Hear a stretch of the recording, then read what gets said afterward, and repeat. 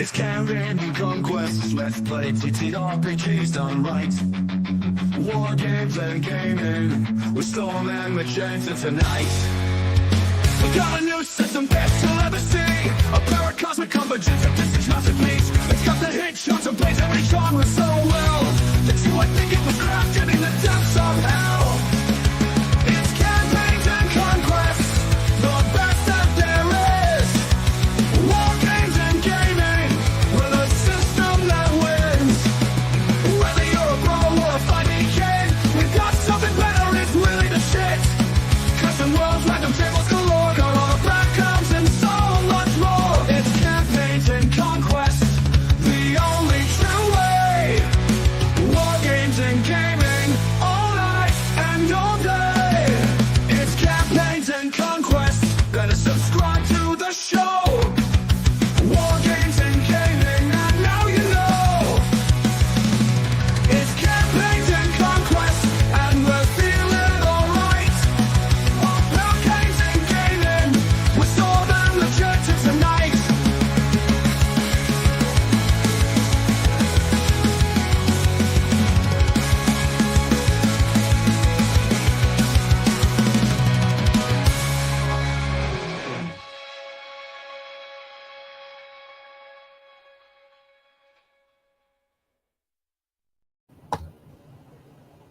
Hello and welcome everyone to Campaigns and Conquests. I'm Magenta and I'm your co-host. And tonight we're going to be talking about world building. So it should be really exciting. It's my personal favorite episode that we do. So I want to introduce Storm, your regular host here, and say hi, Storm. Hi, Storm. All right. So yeah, we're going to be picking up, like, for anyone who's visited the show before.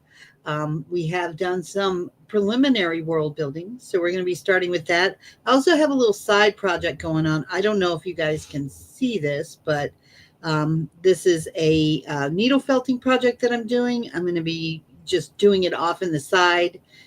So you can just kind of watch if you want to, or ignore it if you don't. But it's just a little project. I'm going to be making a miniature needle felting. And I have a crude drawing here. It's very crude. This is not what it's going to look like in the end, but it's just to give me a way to kind of measure it relatively. But anyway, so we're going to be world building and miniature building all at the same time. So welcome. I want to remind everyone too that we do appreciate comments and guests. So feel free to chime in the comments if you want to, or if you would like to come up on the mic and participate in the discussion, let us know. And we will, have you come on up and, either come on the mic or on camera, your choice, whatever your preference is, just let us know. And we'll send you the link to come on up and participate. So, Storm, do you want to start off with giving a little background of the Kingdom of Voda? Yeah, we use this program that I found as just a way to do something like this on the live easily with some expedience. The program is Nort Antis, if I'm saying that correctly. It was a free download somewhere on some. Honest to God, folks, I forgot where I got this. Somebody linked it to. Nort Antis has a blog, and somebody linked it to me somewhere on Reddit, and not specifically to me, just linked it to people. So I picked it up there. But it does a reasonably good job of making random maps. So we had it put one out pretty good. You can adjust it. You're not locked into what it randomly determines. You can edit it to some degree. As far as I know, it's still in development as a software program. I think they're working on getting more graphics involved or something like that. But for our purposes, it worked just fine. So we came up with a continent with numerous different countries in it. What we like to do, this is always how I've done it, is you want a continent or a planet, if you really are feeling ambitious, uh, usually made up of more than one or two countries. And each country gets a type of government and some NPCs that are involved in government, the ruler, you know, um, and whatever underlings, a prince or whatever works for whatever type of, if it was America, it would be, sorry, I'm American, I'm going right to America, but it would be the president, and then there would be the cabinet and maybe some people like that, movers and shakers in politics. Do the same thing for religion, if any, applies to the country, and the same for culture. Famous artisans, famous inventors, famous scholars, um, maybe even somebody who's a famous bard or a band or something like that. Um, and then heroes. And maybe native monsters and terrain features as well. Right. I was getting to that part. Oh, sorry. I jumped the gun, didn't I? Yeah, a little bit, but that's okay. She's very excited. But yeah, you love this part. once you get the NPCs and kind of the faces that make up the country as far as the elite of it or whatever, breaking down deeper into the continent, getting some territory for it, different types of terrain, and who else inhabits it, kind of rounds it out. So timing being great. Let's see here. There was, what can you see on my screen? Sure that you're sharing the right thing. I can see Tandon, Kingdom of Voda at the bottom, Brixel at the top. So you see the, all right, so I was just going to do, that's okay. Good, thank you. You see the map. So what I got, what I got yesterday was somebody sent a copy or scan or whatever of a world building interview that Gary Gygax did back in 1975. Wow. In a European wargaming magazine.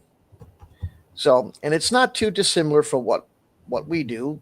Of course, most of what I do is based off of Origins and starting with Advanced Dungeons and Dragons anyway. Slightly different these days, but largely the same. I won't read the whole thing to you. It's somewhat different tools, same techniques, basically. To some degree, but there's some differences, and it's a fairly lengthy article, so I won't read it to the audience now. That would be boring. It's not story time, but the overall, I'll give you this much. He says that after a brief introduction about purchasing the product, this is again 75, so he's still trying to kind of get people excited about this new game. He says the referee of the campaign must structure the game so as to have something to play. He must decide upon these things, and he gives a list of 5. We'll just summarize that without going into too much detail on it. The overall setting of the campaign. Now, we're just building a world, so the campaign hasn't started, but the world that we're building is the setting of a campaign. Eventually, we'll play within it once we complete it. The countryside of the immediate area. Well, in this case, that's going to be the continent you're looking at on the map. Now, here's where it's a little bit different, because the location of the dungeon, where most adventures will take place. We've kind of moved past that. Will there be dungeons? Sure, there's dungeons. But I've moved past the kind of Diablo-like gameplay of, here's a dungeon you just keep going back and forth in. It's gigantic. It's like a first-person shooter thing with all sorts of different levels. And when you run out of supplies, you just go into the local village and buy more and drink some beer and all that sort of stuff. Rinse, repeat. We did that back in the late 70s, we being me and my game group, and we kind of moved past that. We wanted a little bit more out of it. So number 3 is the location. Well, I already did that. Excuse me. Number 4, the layout of and composition of the nearest large town. which again plays into the whole go to town, get your gear, get some spells, talk to some people, go back into the dungeon, clear another level like it's some video game. Moving past that a little bit. And then 5, eventually, and this is where we're at, the entire world and possibly other worlds, times, dimensions, and so forth must be structured, mapped, and added. He goes into some detail on each step. It's very interesting.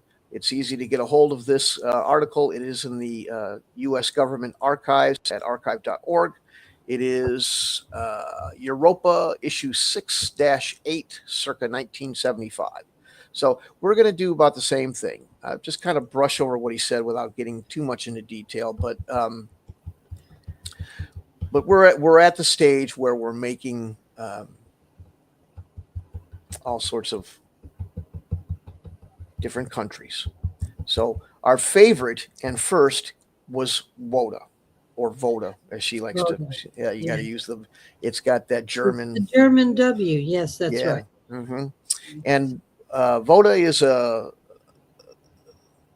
Where did we come up with? How did this start?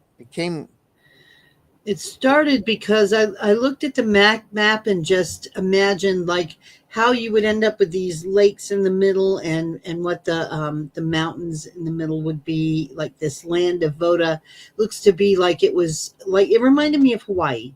So it looked like maybe it had been built up by volcanic activity or something. I imagined the mountain ranges having some volcanoes, some lava. And then I thought, what if the lava came from the activity of dragons? So that's where that came from. So the mountains north of, actually it's south of Voda, because the map is a bit backwards. Or, well, no, it is north. Sorry. It's north. It's inverted from Earth.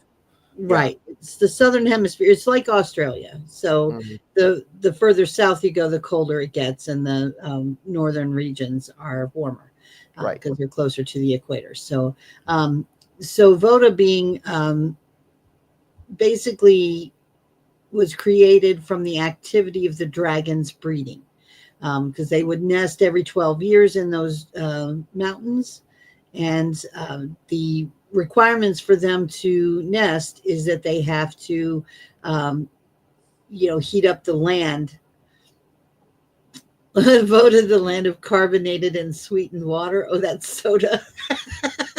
Yeah. That's funny, dude. Yeah, it is. But anyway, so as they would prepare their nests, they would have to have hot lava for their eggs to incubate in. And that hot lava would the runoff would come down that little rivulet between the two really deep lakes there. Which once that was a whole ocean, and then the runoff created the land of Voda over time, over centuries. And the people who live there have the benefit of having obsidian from where the lava has, hit that cold water, and it's created that obsidian rock. And then they've also had very fertile lands there because of the that's very common in volcanic regions where the ash creates, a nice fertile soil for things to grow in. So all of that is a part of the feature of the land. So the people worship these dragons, and also, in fact, encourage their reproduction by offering them livestock for sacrifice every 12 years when they're breeding. And that's kind of part of the culture. It's their whole religion, and their economics are based on it because they sell the obsidian, all of that kind of stuff. Oh, it really? So, David, it wasn't just me where Voda was the first place to draw your attention. That's kind of what stood out on the map for me, too, just right off the bat. But there's other regions that we've got different peculiarities to, but they're all kind of revolve around Voda. Because of the impact. Once those dragons breed, after they leave the breeding grounds, they go and they nest in the other mountains surrounding the other areas. So some of the other neighbors are not too happy with Voda because they blame them for this infestation of dragons that they have to deal with. So some of the things that we did, um, like I said, we kind of have a loose template, where we government, religion, economy, military, culture, populace, and then what kind of monsters and or wildlife would be in the area, along with the terrain inside each one. Obviously, this map is a little lacking in deep detail as far as individual terrain, other than major mountains and stuff like that. But that's okay. What that does is it leaves people who want to do the whole hex crawl type of thing some space to just kind of generate that out. What you'd like when I make this up as a campaign product, with a book and everything, it'll give you some general uh, terrain features for the area, and then tell you these are the charts, because I don't use just one terrain chart. I use all sorts of different terrain charts, and they'll tell you which ones to use based on that. So um, if you were if you were in the upper Midwest, your terrain chart would be tundra. If you're in southern Florida, it would be more hot, jungly almost type of terrain, and it you know kind of the macro versus the micro. So I'll let you do that sort of thing. But and what we did for these, or what we had done so far with this one, and plan to do more, if we ever get it off the ground, is we just had people come in, had a couple of participants that spent several evenings with us, many hours, 6 to 10, something like that, hours in total, just spitballing, just coming up with ideas for each section, or each country, I should say, on the map, you know, as to what the deal was. Once the countries are completed and their internal details are given, the religion and so forth, like we talked about, then we start looking at the interactivity between the two. These two countries are adjacent. What does that mean? What kind of relationships do they have? What kind of trade do they do with one another? Do they hate each other? Is there war? Is there potential for war? That sort of thing. Um, and all that information does, well, two things primarily for me is it allows me to take this world and spin it so that it runs without player input at all. That's the first thing I want.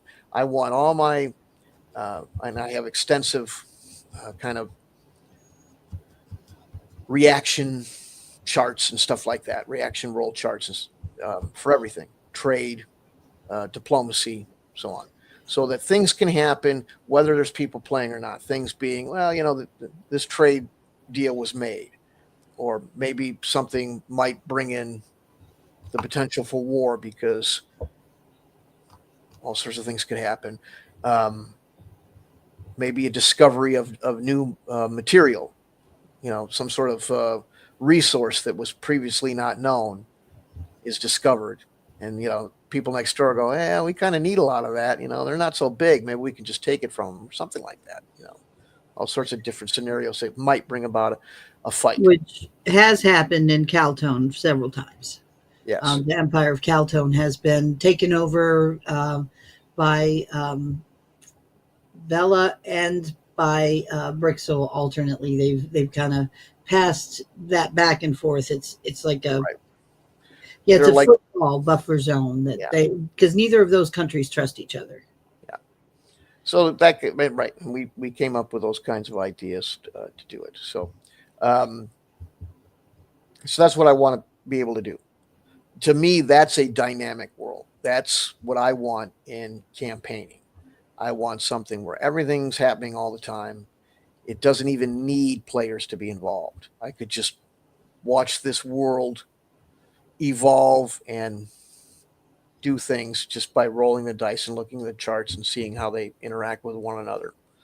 And through that, though, once players are involved and you get people to do campaigns, now you have innumerable plots and possibilities for them to pursue should they want to, things going on in the world that they can discover and decide maybe to be part of or not.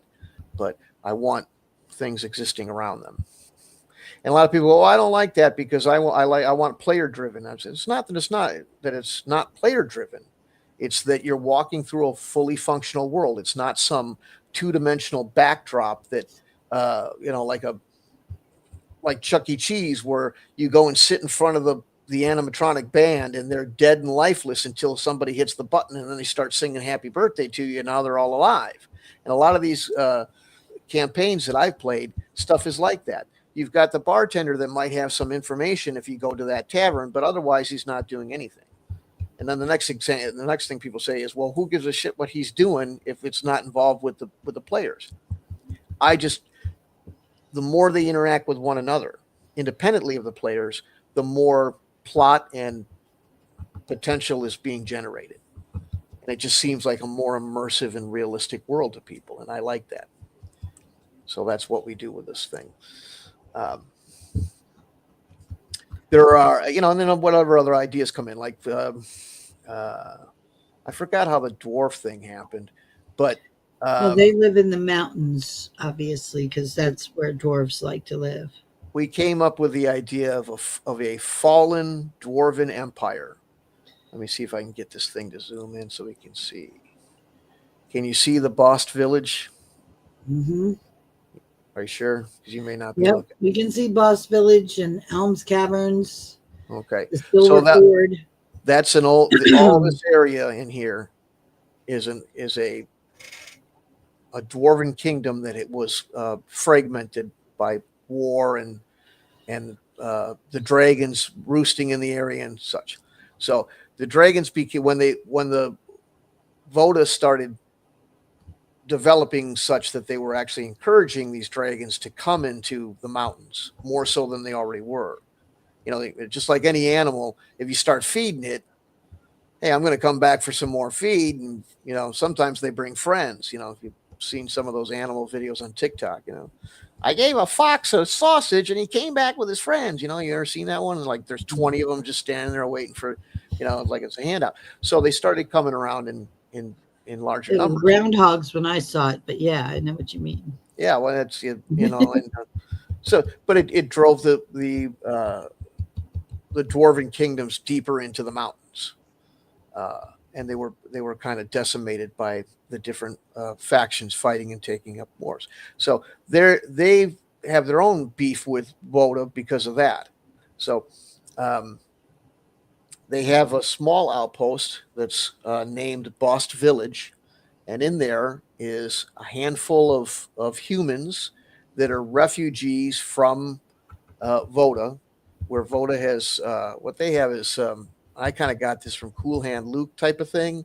Whoops, one too many. The Embers of the Sacred Flame. What that is, it's like one of those old prison camps that they used to have in the South, like on that movie. If you ever seen Cool Hand Luke, they kind of live in that barracks and they're just constant chain gangs and stuff. This is where the criminals from Voda go. They go to the Embers of the Sacred Flame, which is actually a order that incarcerates them, puts them to work, and primes them to be sacrifices to the dragons, as well as raising food and dealing with livestock like cattle that are also fed to the dragons. So sometimes people get away. Every once in a while, there's an escapee. And Boss Village is a collection of people that have tried to escape the oppression of Voda. Or people who have relatives who have been taken, because it's a theocratic police state, basically, is what Voda is. And they enforce their religion because in their mind, if they lose the favor of the dragons, well, first of all, if the dragons don't get their tribute, they're just going to randomly come in and eat everybody. So they look for reasons to send people to the Embers of the Sacred Flame so that they can have a pool of people to choose sacrifices from.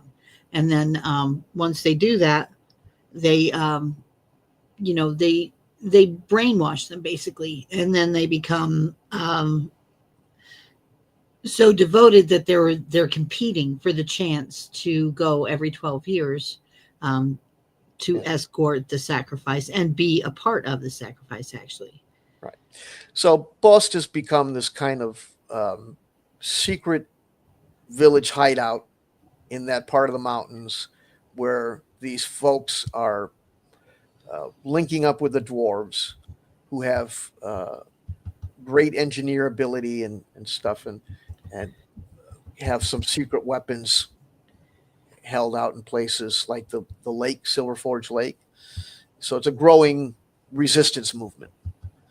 And there's that potential that goes there. So that gives you as a DM, there's a couple things you can do. If you're a war gamer type like me and like fight, having an adventure that involves warfare, you could have a kind of counterinsurgency type warfare.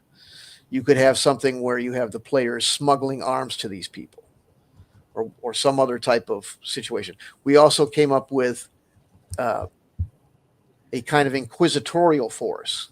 Voda's aware of these people to some degree, and some other folks that are pirates in the lakes and stuff that feed off their trade lines. So they kind of have a secret police force that looks for these people. So you have that kind of intrigue and possible adventure where your people are being hunted by this police force, or conversely, if you feel like playing the bad guy, maybe you're hired by them or are part of that inquisitorial squad, and you're looking to root out, the subversive element.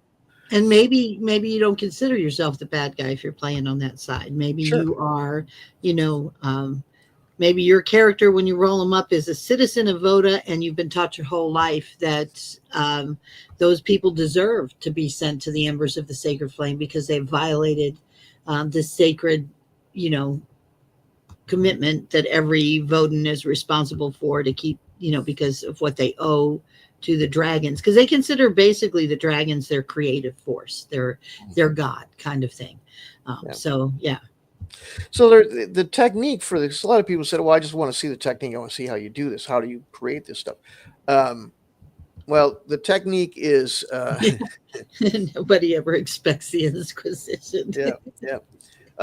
The technique is just this: we spitball, but what we do is we write stuff down and keep a tome type of thing with notes, and make sure that I am big on internal consistency.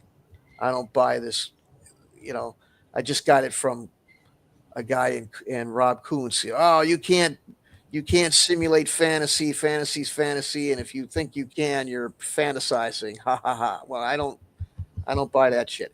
You got some reality to Greyhawk. You got some internal consistency. There's certain things within that world that if you violate that, people will go, that's not really, I know the canon. I read the books, all that sort of stuff. Same with sci-fi, same with anything. People that are having arguments about lightsaber battles between LucasArts and Disney, they're arguing realism within a fantasy world. And that Disney has violated the canon and the internal consistency by having force powers and lightsaber battles that do not correlate with previous internal. So yes, and that is in itself realism. It seems bizarre and odd to say that you have realism within the fantasy world, but you do. When I played, I'll leave one last example and I'll move on. But when I played Mech Warrior 4, which was a simulator for BattleTech, it had the option of turning off heat and turning off ammunition limits, which were the two biggest things when I opened up BattleTech in 84 or 5 or whatever it was. And they were saying those were the two mechanics, that strategy of managing heat versus and ammo expenditure versus firepower was the key element. That these mechs ran on an engine that heated up the more you shot the weapons that were charged by it. And if you take that out, now you don't have realistic BattleTech. And I've said that to people, like, oh, you're laughing. They start laughing at me. You're talking about a fake thing, and we're talking about realism. But that's realism. If you're ruining the system. So we make sure that everything clicks within that consistency. I hate anachronisms. I'm like a vampire with knots. If I see something that doesn't jive right, it's going to bug the shit out of me till I fix it. Yeah, I mean, stuff like that. The things that don't fit, you know, with Disney, and you can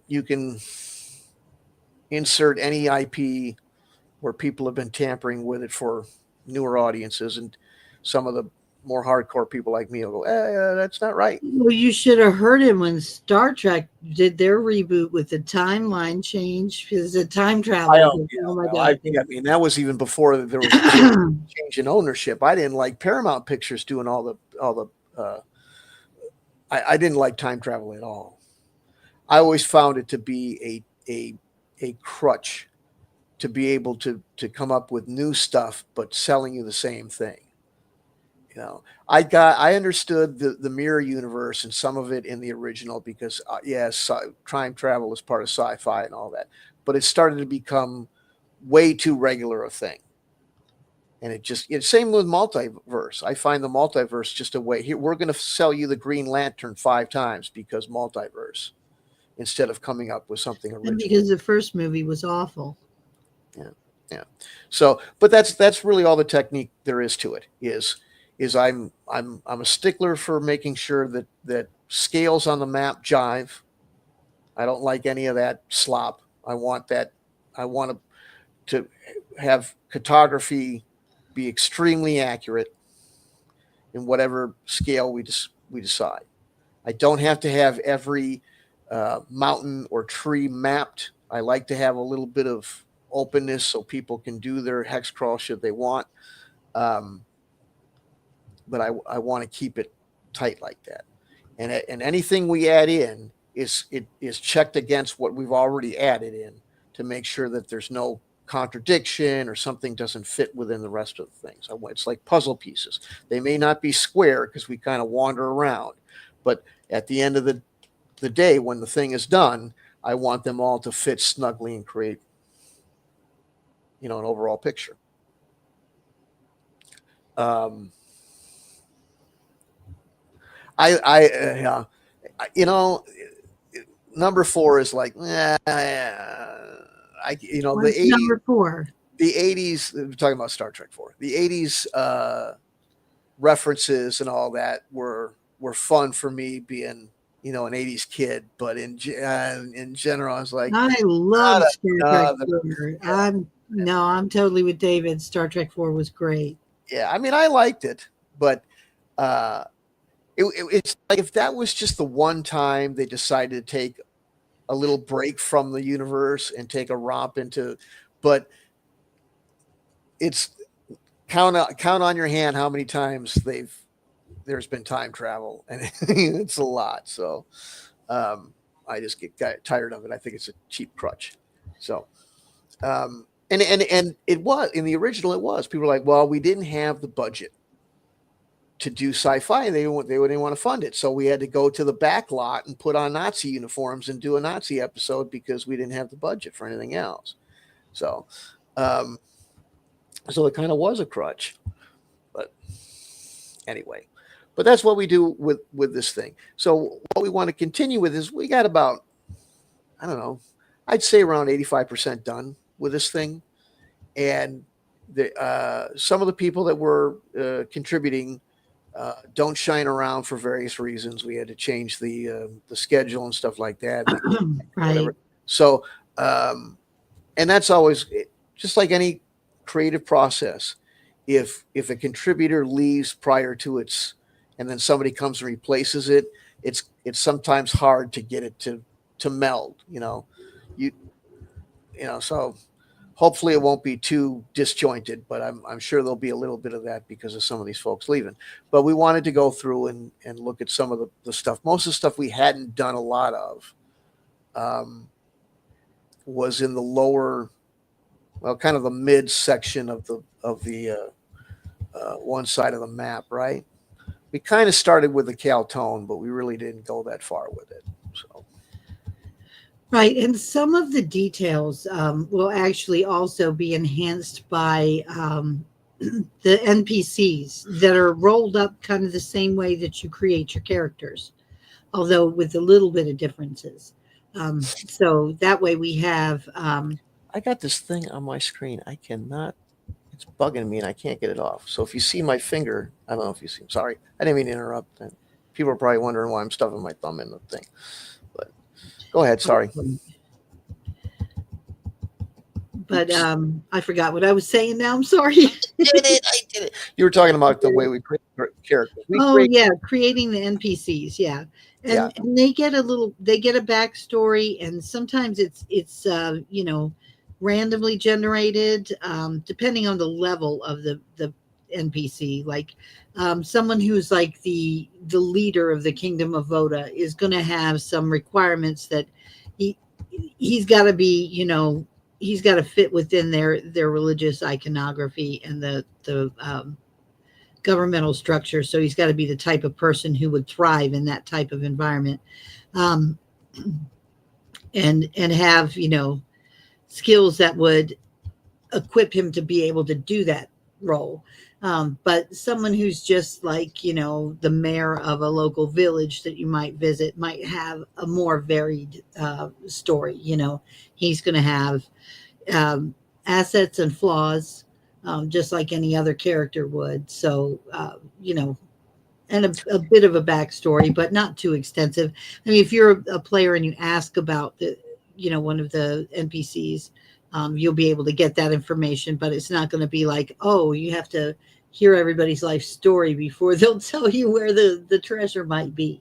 Yeah, I plan on doing this, 2 versions of this as far as a campaign guide, and one would be for the RPG that I'm working on myself, which should have been in print already, but that's my fault. But and then a generic one that can be used by anybody for any system. But in my RPG, I have a way of constructing both NPCs and PCs that allow for a backstory, but keep people from writing some freaking novel for a backstory. It's kind of a life path system, and it gives you details about your background and motivations and things that can be applied in the game, can be used as sometimes they're just, you already have a quest. Like one of Magenta's characters was wounded significantly growing up by being kicked by a horse, and she's looking for somebody that has enough healing knowledge or magic to fix, because she's kind of she's got a bum leg because of it. And so there's an overarching, the other one she's got is somebody kidnapped her boyfriend. I don't know if that's the same character or not, but that was it's the same one. So she's always looking for information to, she's one of these, I'm holding out hope they're alive, even though it's been a long time, that kind of thing. So they're always on the hunt for that sort of thing. There's TV shows that have that sort of deal, like the old Hulk, Bill Bixby. He was always looking for a way to get the Hulk out of him, but on the way he had all sorts of, interactions and adventures. So that kind of deal. But that way it keeps them tempered, but gives them some sort of context and backstory instead of being some cardboard cutout villain or something like that. I think that backstory is something that's needed as long as it's being put on a leash, because so many people do get a little bit exorbitant with it. So. Right. And the backstory should be something that enhances the gameplay, not distracts from it. Yes, so right. You want to keep it to that kind of middle ground level where it's just enough interest so that the characters feel like real people, but not so much that you feel like it's dominating right. what's going on. So. Right. So it's, I mean, that's the gist of it. There were places where we felt that some of the terrain that the map came up with needed to be changed for various reasons. I think we added a lot more coastline. She's from The Outer She's from Banks. the Outer Banks area, and it's got a very come on, get up on my screen. So I'm fighting my computer a little bit. Sorry, um, but she's got that pirate heritage in that area. So we decided to give her a little bit of piracy action. Uh, Up at the north, all the way of the north, which is the warmer. It would be like the equivalent of the Caribbean or the Carolina coast or something like that. right. The only thing with this program, it's pretty neat, but you kind of got to wrestle with it when you want to move around on the map. So you have to excuse me why. And sometimes the names it generates randomly because it does. We've created some of our own names. Um, like I put in Kill Devil Hills there as an homage to my hometown. But anyway, but otherwise, some of the names are like just people's names and weird things. So we haven't cleaned all of those up yet. That's still a work in progress, but um, you can change them and edit them as you need to. Put in towns where you need them to. Sometimes some of the town placements didn't really make sense, so we had to go through and correct some of that. But That's another thing. I'm not. I had my go arounds about um, that sort of stuff, ecology, and I like to try to keep that realistic. And then I get these people again. Where oh yeah, but fantasy isn't reality. This isn't planet Earth. Fine, but if you're the majority of these worlds are made up of Terran type terrain features, and I like to keep those consistent. To me, uh, if you're going to have something that is some sort of fantasy ecology, like glowing mushrooms or whatever, I don't have any problem with that. I'm not saying I don't want that. I'm saying that that can still, just like the talk about BattleTech engines, and you can still have an internal consistency there. You can still fit that within the rest of the realm, the rest of the terrain, the ecology, so it makes sense. So you don't have a palm tree next to a snowbank, you know, whatever. You're not mushrooms aren't known for growing in open, arid, desert. They're usually in the shadows and somewhere damp and dank. So if you want, just because they glow, I mean, you can people go, well, that's bullshit. You can explain anything if you just apply fantasy to it. Well, yeah, to a degree, but I like to explain it. Example: I didn't want to just have fire-breathing dragons. I wanted a reason why are they breathing fire. So that sounds very anal retentive and unnecessary and getting down in the weeds to a lot of people. But what it did was we went and here's what I did. I went and said, if there was if a dragon was real, how would the breath weapon work? And lo and behold, there was somebody, actually two websites that had speculation based on some biological reality as to how that might work. And it was still speculation. It's not, it's not some scientific paper or whatever, but it gave some examples. I used one of those examples. That led to something being a resource that's of some worth. That led to possible conflict, and something that this cult would use in order to. So the fish that they're feeding them have that ability to generate the breath weapon, the fire breathing. well, the fish they feed on, but there's also, they are feeding them also like landlocked animals as well. Sure, yeah, but that's so. Just little things like that I like to do. I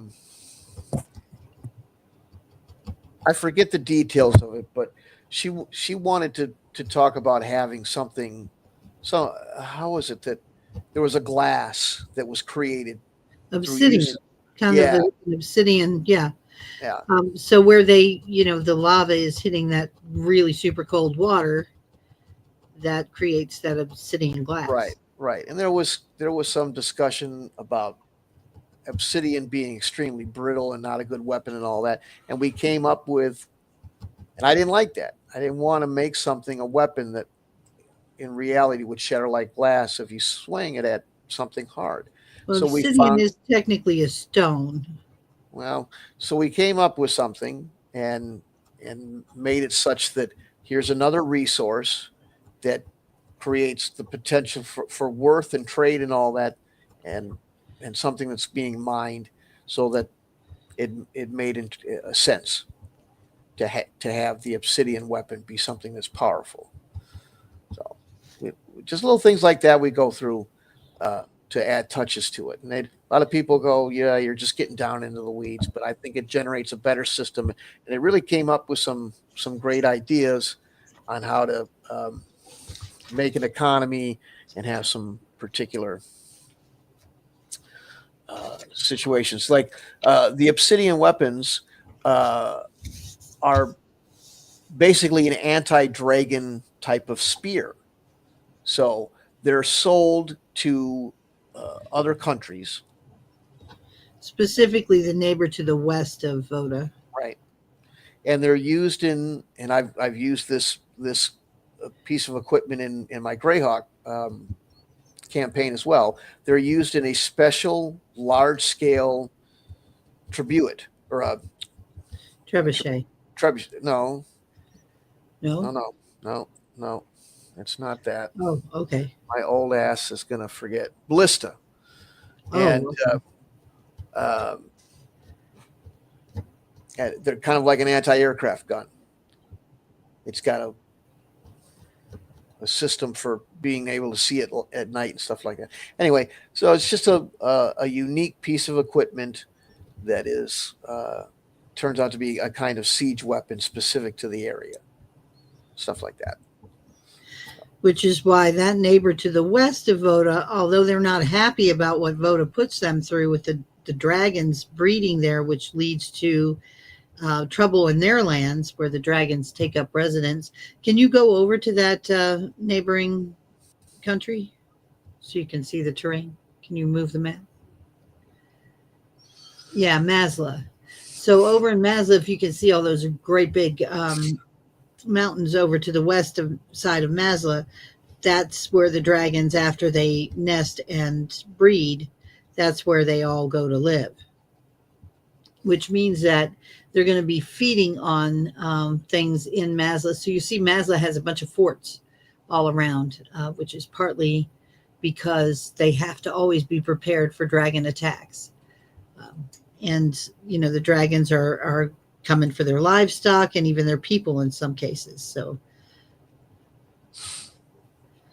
but the only way to fight against the dragons, ironically, is with the weapons that are produced by the Kingdom of Voda. So Masla has this love-hate relationship with Voda because they need the weapons to survive, but what Voda does is creating the problem in the first place, which leads to some internal conflicts in Masla itself too, politically.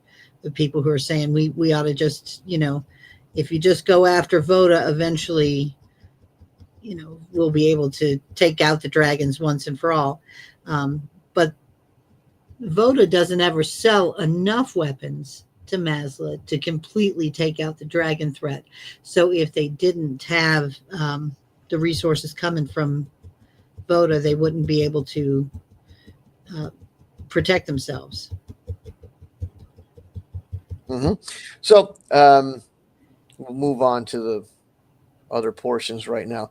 But the last thing we have to tell you about, and it seems kind of silly, and maybe it is, but I got a big or a blunderbuss. Tony wants a blunderbuss. It's just fun to say blunderbuss. But I like a blunderbuss too. You want a blunderbuss? Sure. Nothing says Thanksgiving quite like a blunderbuss. Nobody knows. Okay. Well, anyway, yeah, I'm not getting that one. Sorry. Because the old pictures, like the Norman Rockwell or whatever pictures of the Thanksgiving meal, the settlers always were carrying a blunderbuss. Oh, Yeah, which is just so. Anyway, the dragon poop. When I had oh yeah. large debates with people about internal consistency and ecology in game worlds, and was mocked by people that are more troll than gamer, and so just kind of making fun of that. Um, we have a lot of farmland on the other side over here in this country. Get this stupid thing to with Injera. So there's a dragon fertilizer trade that goes on with Injera because nothing It's grows. Vittingera. Vittingera, nothing. Yeah, the V's. Nothing grows crops quite as good as dragon fertilizer. So because they were all saying nobody wants to hear about ecology because you want to hear about where the dragon poops and nobody cares, which isn't what I was talking about anyway. But they kept trying to frame the argument as such. So I decided I was going to make use of dragon poop just as kind of a joke about it. But anyway, but tell us about Vittingera. So that is the belly of the dragon, Vittingera, and it is basically where all the crops grow, because it also trades. It trades with Voda. Right. It kind of it trades with Voda in order to get fertilizer, which comes from the dragon poop, and then it uses that fertilizer to grow crops, and it trades a portion of those crops back to Vittingera for them to feed their livestock. They also trade in, meat and livestock as well. But Vittingera has figured out that they're key to keeping the dragons, because they don't really have a whole lot of mountain ranges native to their land. So in their land, they only have small livestock, chickens, goats, that kind of thing. Small that can be kept, famous chicken cluckers. They are. They're they're the KFC of this world, and they they because the dragons aren't going to come and swoop out of the sky for a few chickens. It's just not going to happen. So they don't have a whole lot of large livestock like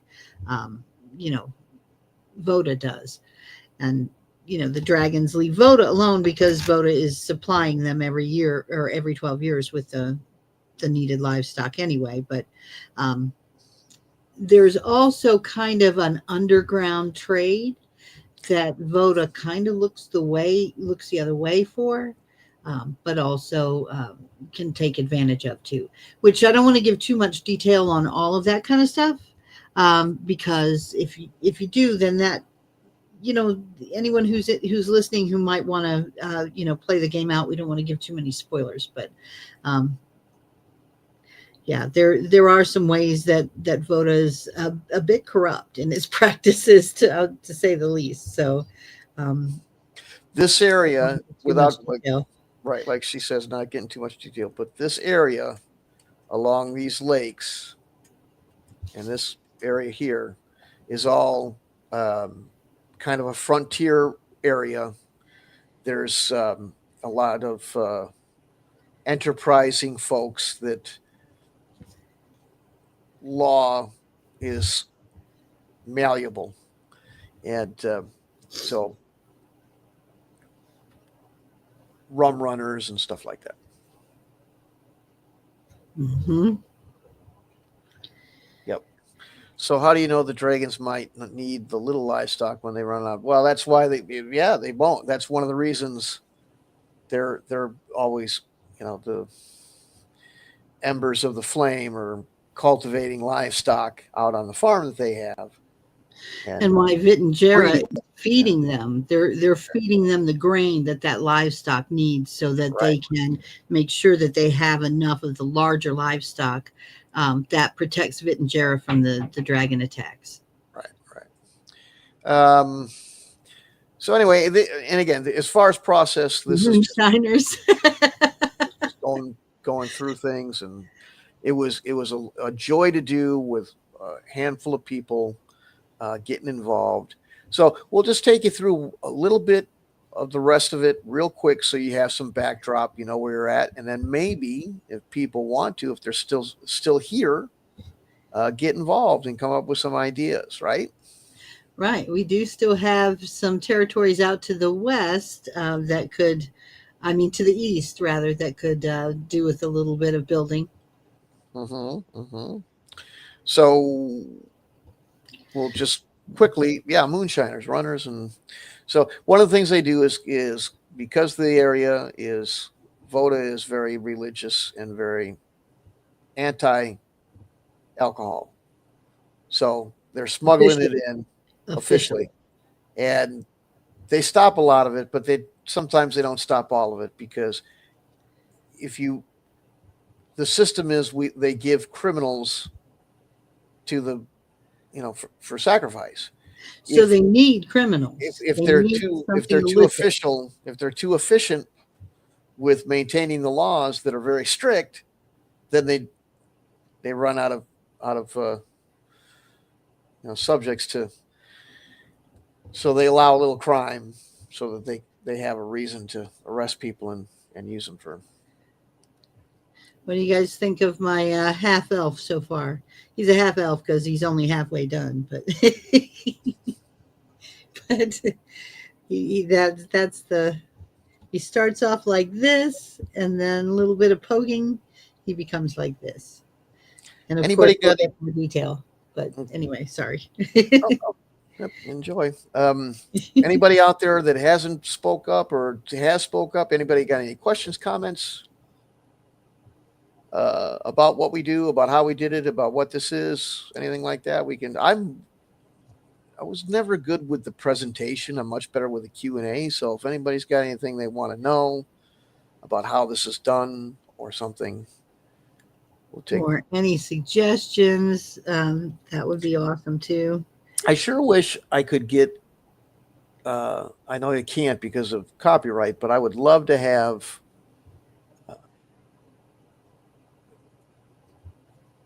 the song from Alex Trebek, because I know when I ask somebody to put up a question, there's a good 7 to 10 second delay. So in that interim, while I'm waiting to see if anybody types anything, I want to play that Jeopardy song. Right. Anybody? Now you know what that means. Now that you've said all that, that Jeopardy song is going to be stuck in my head. Okay. Yep. Yeah, you've done it now. Don't forget to like, share, and subscribe. Absolutely, always. Okay, we'll move in. All right, next place. If no one's gonna mass. Please let us know too that if you want to come up on the mic or you want to, come up on the camera, either one. So we've done, we just kind of told you a little bit about Masson with the Jared. Okay. Tandon. Next would be Tandon. We've kind of covered it all. No, we haven't. Go over to the east. The Kingdom of Pa and all the areas over there. Yeah, this thing is. Zoom out a little bit. Yeah. We got a whole bunch of territory over to the east that needs some development.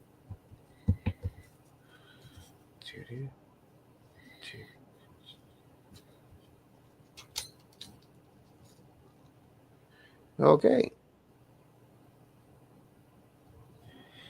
Am I in the place you want me to be? Holla.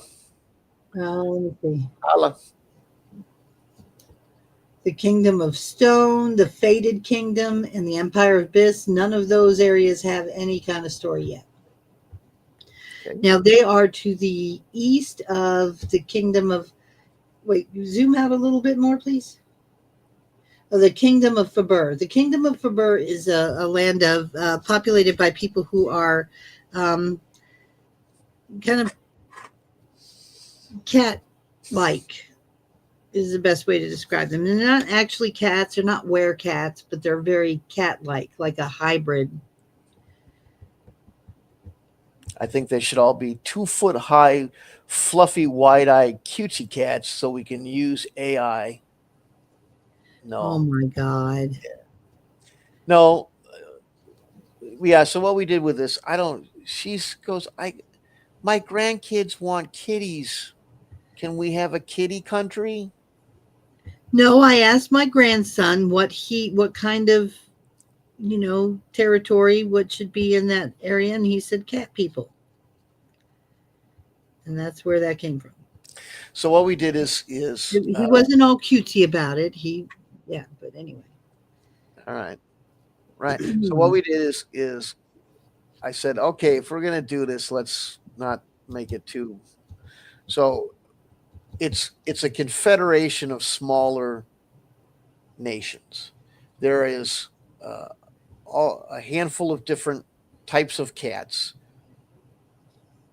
and they Some all are like jungle cats, some are right. desert cats. Yeah. Yes, and they all have their own gods that they worship that resemble them, and but they're not necessarily openly hostile with one another, but they're not really some homogenous nation. They're very territorial, like you would expect cats to be. Right. But the kingdom of itself, there's an overall ruler. So it's like a kingdom of small duchies or something like that. And the political boundaries aren't really drawn out for those different, but I got a general idea of the areas that they all inhabit based on. So that's that. And they're fairly insular, and generally give zero shits about what's going on around them, much like cats in your house. So that's about as much as we did with them, as I recall. That was their religion, their government. They had I guess like the United States, in that each individual was a state, and they had a representative, and they had a council in a kind of a UN type of Senate place where there was this overall king that or queen that was kind of oversaw all of the different entities. That was Right. about it. But we didn't do much in the way of any culture or trade or anything with them. That's Well, kind of their where we started. culture is basically they worship different cat gods and goddesses Right. that's where they attain their features is Right. they're very magical. They have magical, like mysteriously magical, not the kind of magic like you would, casting spells, just kind of more like natural cat magic. Like how the hell can they jump 3 times their body height? You know what I mean? That kind of thing. But other than that, I mean, that area at least has a character. Kingdom of Stone, which is to the east of there, really Magic doesn't have. Pussycat. Yeah, we don't really have anything for Kingdom of Stone other than the name. I think we had talked about it being like a land that has a lot of ancient, Stone? right? Ancient stone structures, like not necessarily pyramid, but like the Inca pyramid type of thing, or those. Is it Tibet where they have all those old stone fortresses and castles and stuff? I mean, not castles necessarily, but temples and elaborate, stone structures with you know what I'm talking about? The Lost Kingdom kind of mythology, Right. kind of like maybe South American vibe type of thing. Oh, Gorgons. Excellent idea.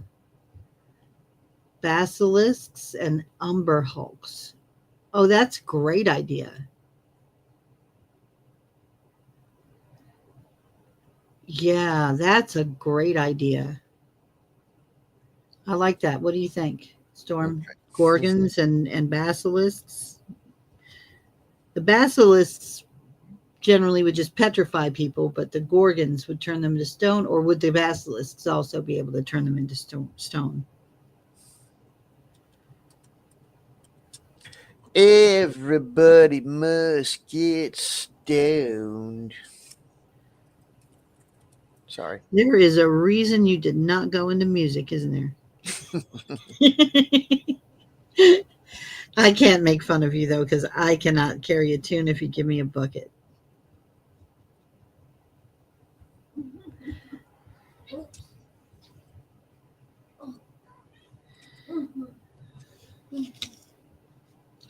So yeah, I think that's something to build on. So, and there could be, well, so what do they eat when there aren't people in their territory that can be turned? Umber hulks eat stone. Okay. What do the gorgons and basilisks eat? Do they eat stone too, or is it just the umber hulks that eat the stone? Everybody. Sorry, I can't stop myself now. I got to stop myself though, 'cause it's bad. Yes, please stop yourself. All right. All right, folks, please don't give us a bad review for his singing. This is not a Right. musical show. Right. It's not as bad as that cat wailing, though, man. Can you hear that cat wailing? That cat Sorry. Yeah, that's going my mom's. off. No, that's because we're next to the kingdom of Faber right now. Mhm. All right. Yeah, I like the idea of the kingdom of stone. Yeah, the gorgons would be Medusa, right? Basilisks kind of seems like there's a connection between the two there, the basilisks and the Medusas. They kind of seem like natural compatriots. So, what would cause anybody to want to go into the kingdom of stone then? Because I figure for adventures, you got to kind of have a reason to go into these places, right? Would there be some kind of like legend of a lost kingdom with immense treasure only for those who dare to risk it?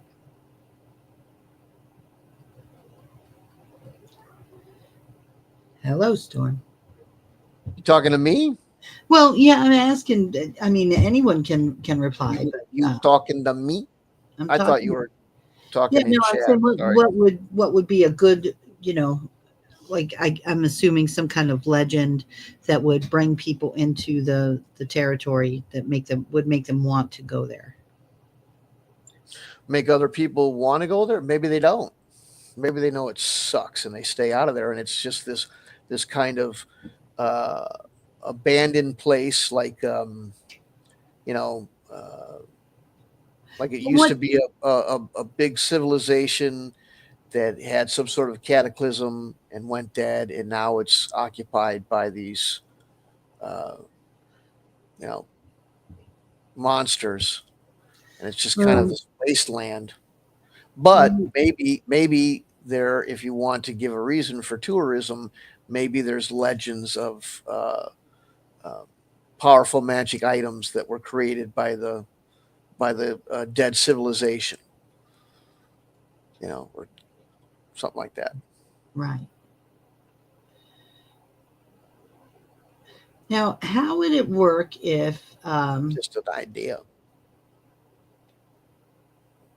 How would it work if what? oh gosh, that's horrible. So David is let me read some of this here. So David's comments for anyone who's on any other platform watching and can't see this. We'll go through all of them here because this is good stuff, David. The kingdom of stone could be a society of gorgons. They're actually said to eat the things they turn to statues. You could have other things like basilisks and umber hulks. Umber hulks eat stone. And of course, gorgons are Medusas. Purple worms eat stone. Are the purple worms are they just in addition to the gorgons and basilisks and umber hulks? Um, and then he says actually basilisks only use their gaze for self-defense, never for hunting. But gorgons, and this is really creepy, gorgons are presumed to eat their statues though, but some scholars believe they change it back to flesh with their saliva as they eat it. Oh, can you imagine? Lovely. Oh, horrible. That's awful. Oh yeah. Yep. You know what else should be in that land? Um, Succubi on the borders, like around the coastline. Kind of like a combination of succubi and sirens. And they tempt people in onto the land. They have an alliance with the Gorgons. And that's how the Gorgons get fed.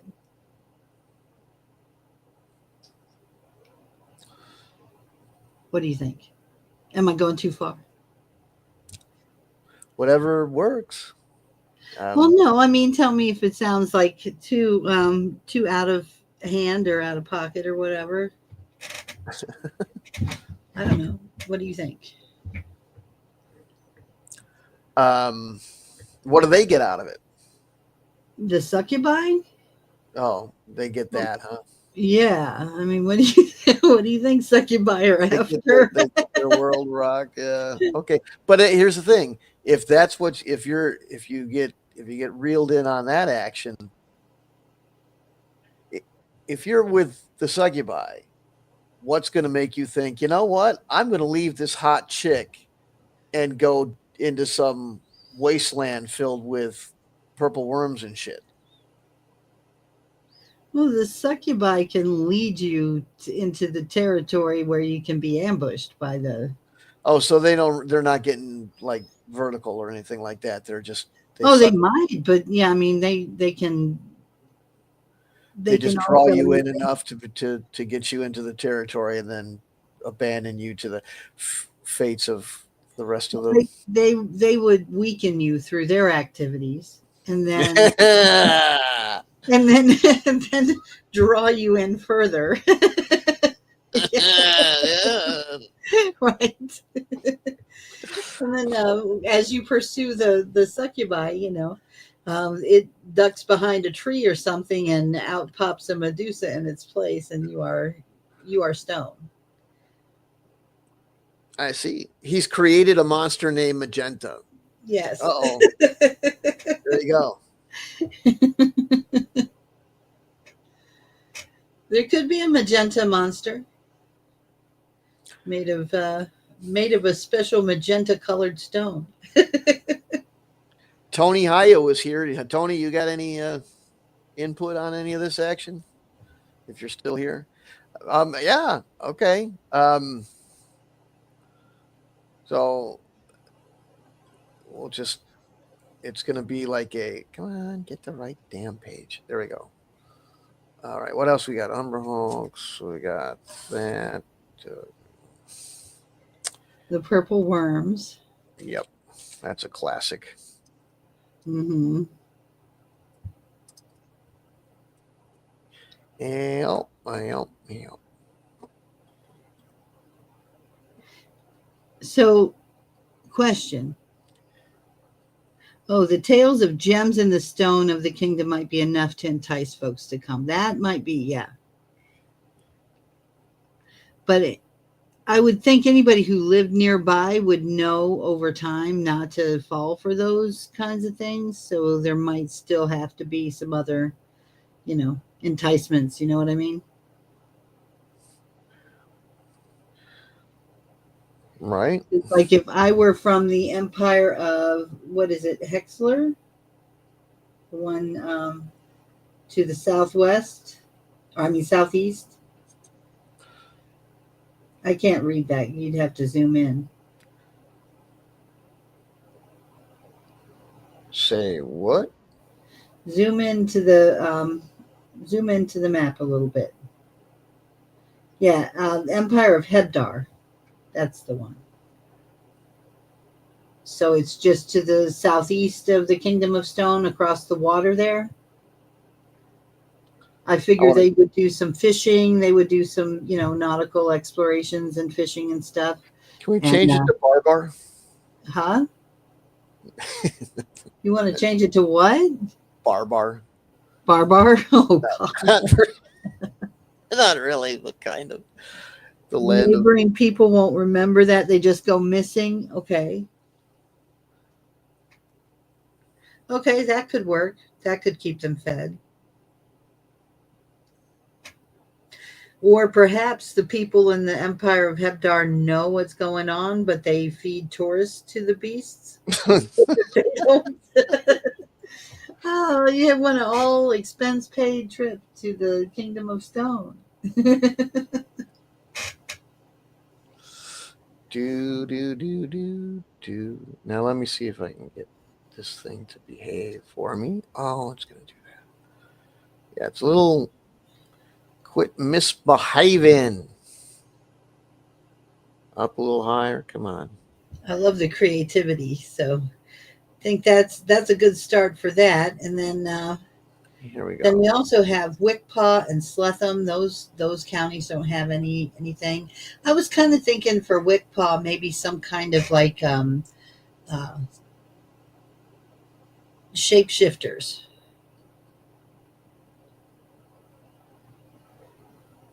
Okay, well, you did this before. Before we jump around too much, Okay. there's some things here. First, that's a lot of territory. There's mountains. There's some very large hills. What are we talking about? With those kinds of creatures, they would predominantly be dwelling in what kind of territory? Wickpaw? No. Oh, The other one. The other one. oh, The the one. Kingdom of Yeah, Stone? you don't jump from what you got to check all the Oh. boxes, government and all that stuff. Otherwise, it's hey. Oh, in the Kingdom of Stone, I mean, these no one knows Well, because anyone who goes there does not come back. somebody's got to know. So you got to Mountain have goat creatures, maybe. Blind creatures. what? They'd be blind. Who would? Anyone that survives in the Kingdom of Stone would be blind. Well, okay, but So there could be some towns of like, people who are blind. They just live, they've evolved to only people who are blind survive there, so they've evolved over time to be just blind. Because they're immune to the effects of the basilisks and the gorgons and everything. Does that make sense? what?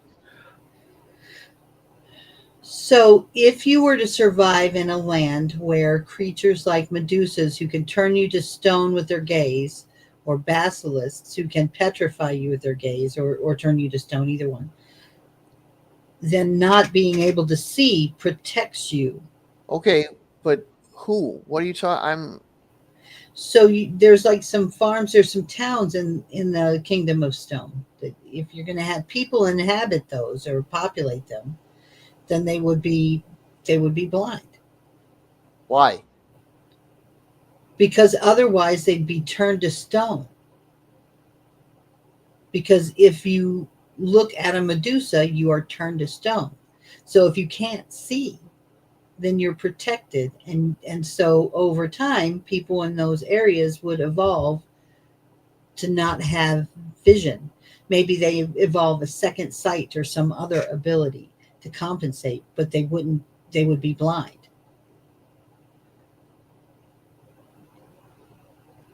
It's the only way you'd survive. So, I mean, by Well, process of natural selection, everybody there would be blind after a time. all right. Look, okay, but I don't know that Or that's maybe they poke their own eyes out to survive. harsh, dude. You guys are gory motherfucker. Or actually, here's the truth: if you cover a baby's eyes in the first year of its life, it will never develop the ability to see because the pathways in the brain don't get forged. You're so Jesus Christ. You guys are twisted. I would have never. Holy shit. Well, so you remember that movie? Wasn't there a movie called See or something like that? It had oh God, Aquaman, Jason Momoa. I stopped watching TV after Oh, okay. But okay.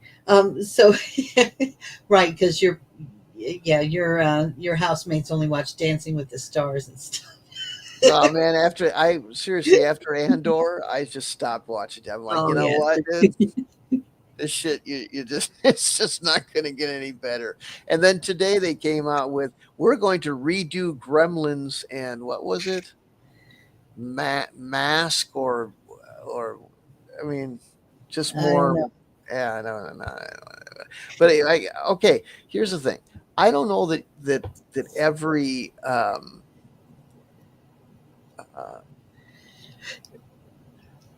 village needs to have that. You could have what you're talking about as being a portion of this area.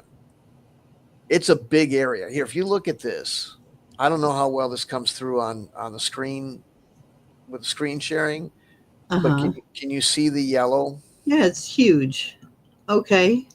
Okay, so if if there was like an area like along in these sand hills or hills, just general hills. Always Low want to say hill. sand because Okay. shit's light brown, but or maybe in between the hills. So I don't know, something like that. Um, that would be one thing. I'm looking. Here's one thing I'm looking at: basilisk. Basilisk lit. Oh wait, hold on a minute. Hold that thought. Stupid search engine, dude. AI is all sorts of A and very little I. Um, I hate AI search engine, but you can't get away from it. All right, anyway, so moving on. So basilisks, caves, forests, and burrows, typically mythological large basilisks, are often found in subterranean biomes. Um, so uh, we'll put the see, this is the kind of stuff that I do that some people don't think is necessary, but I totally think is. So they would be in caves uh, in the mountains, I would think. Right? Okay. Yeah. All right. So let's just do that. Purple.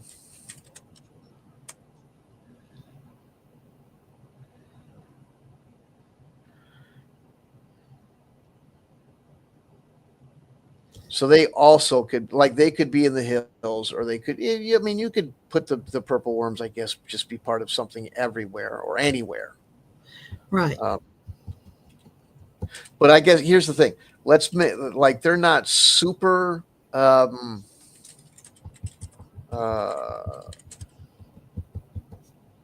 numerous, but they're like they're a nuisance because they're random and they pop up anywhere. We could just kind of go for a total. Um, what's that? I cannot remember any damn thing. Um, uh, you know the one I'm talking City about. City of Forg. Forg means sightless in Old Dwarf. What? So David's saying he likes at least one blind village idea. I do too, and it could be called the City of Forg. Forg meaning sightless in Old Dwarf. Used in the sentence, "I got forged."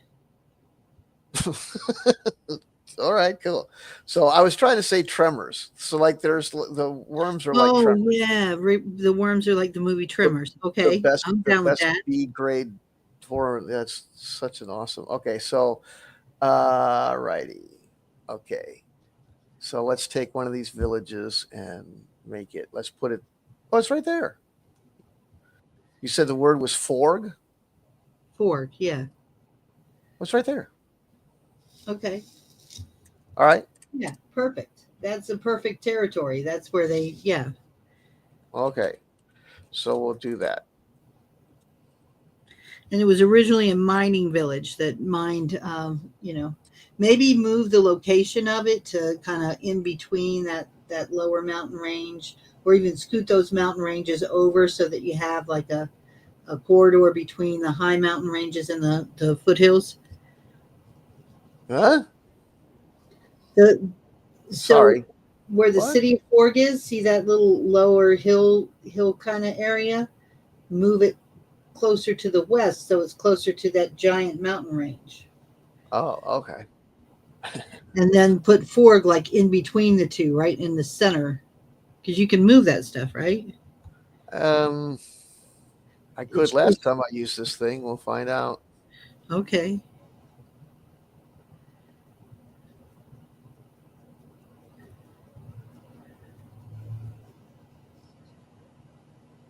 They made 7 of those movies.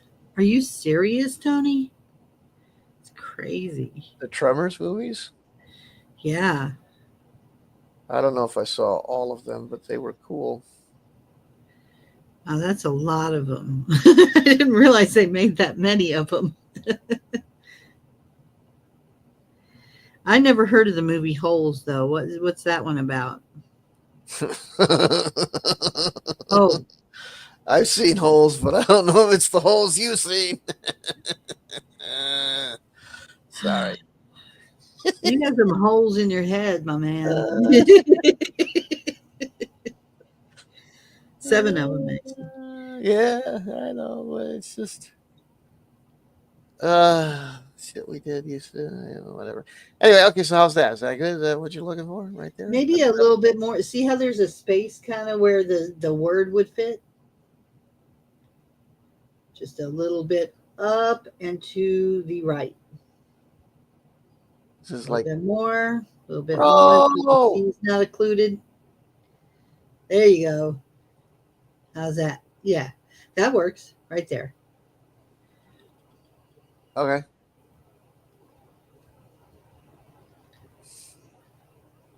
Oops, whoa. We need some swampy areas in here too. And we need to pick a land that's going to be kind of swampy because then we can have the city of Frog. Hold it, yeah. Okay, It's so the opposite of the city of Forg. okay, so we got that. Let me do this. Ooh, that sounds like a horror story, David. Forced to dig holes. Eek. Okay.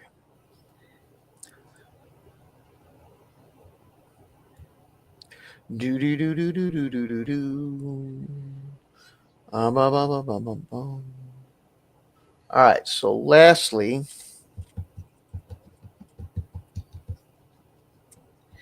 Please be sure. I know you're making notes about all this stuff like you did the last time. Make sure you give David some credit in the notes there. totally, totally, totally.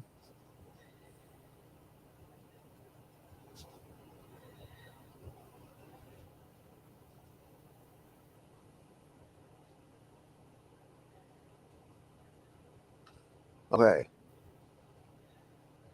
Cool.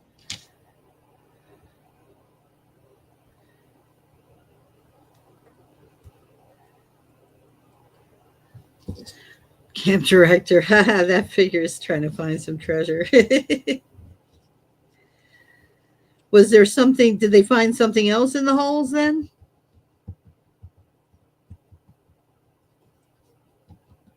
So, we're talking about Gorgons like Medusa Gorgon, right? Yeah. Okay. And basilisks, but the basilisks don't hunt. They just use their abilities defensively.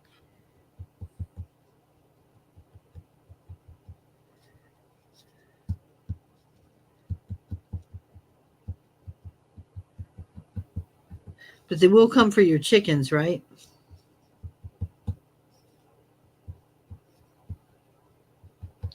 I heard basilisks like chickens. Don't they actually hatch from chickens' eggs or something? Isn't that part of the mythology about them?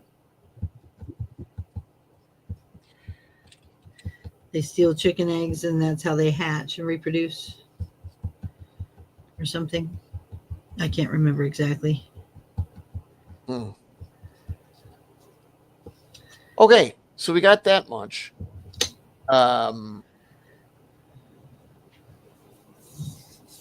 With the thing. Now, what about some of these other villages? What about government? culture, religion. I think those other villages in that area are going to be very much homebodies. I mean, they would have some trade between them, but the people who are traders are like considered exceptionally brave in their society.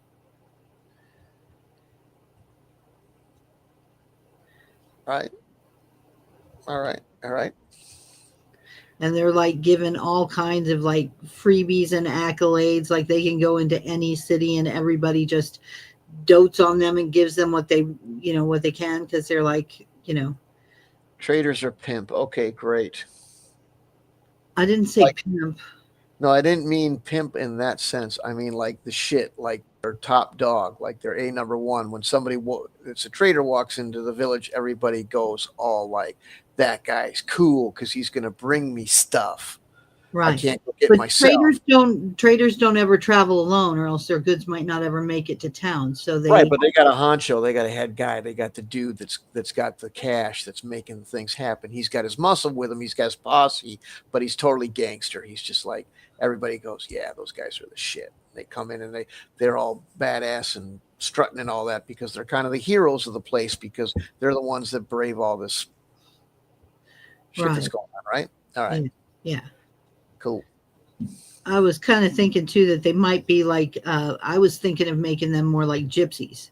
So it's not just, uh machismo kind of thing with some lone cowboy riding into town being all tough with his swagger, but maybe like a whole group of people who travel in caravans and have some magical techniques for avoiding um you know they have a blind seer who comes from the city of Fork supplies like the scouts basically to the trading parties that run through the rest of the county, or at least the Sure. most successful. Yeah, Right. right. So if okay, You get what I'm saying? Going where I'm going with that. yeah. They're like gypsies in there, but instead of being like everybody like wants to scurry gypsies away from their town,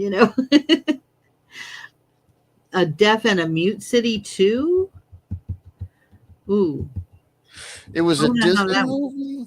You want to find it? Look, lead on McDuff. Okay, they made set. Oh, okay, all right. Yeah, I get it. The movies. Yeah. Okay. All right. A blind and a deaf city. Okay. The mute city would be immune to the succubus.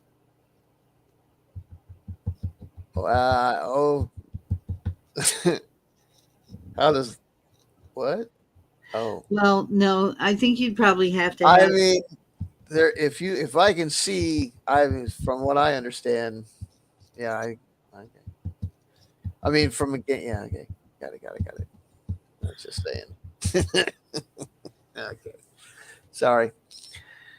All right. There might be just pheromones that succubus. I think it's pheromones that they work on. I don't know. I could be wrong. What? I want to say something, but I won't. Okay, then don't. I won't. Definitely don't. Okay. All right, fine. So, uh, all right. So we've got that much. So that's okay. So but here's the deal. If who's doing the, I mean, who's doing the trading? What are they trading? I mean, where's the power Well, I mean, space so here? the people who are from the town that's right by the coast is trading for all kinds of things that come from the outside, from like the other continents across the lake there, and the Some people outside get world in sure. general. Plus, also that Thernay village would be trading with Sletham. So there could be whatever exports. We haven't talked about what those places Whoa. produce, but Sorry. oh, you're all the way in the Wheatons now. That thing is sensitive. Sensitive. All right. Excuse me. But who's got the trading? If who's got the material? What do you mean? If every there's got to be a power structure of some sort. You know, if Not there's necessarily. There are well, villages that are like, they have a code.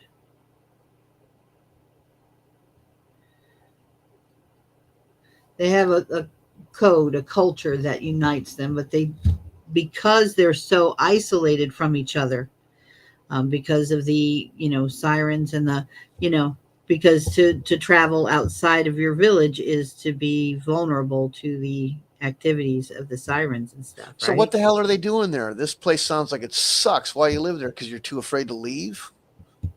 Well, so some people do leave, but they live there their whole lives. It's kind of like when you grow up, in a place, you just kind of assume that that is the best that it could be.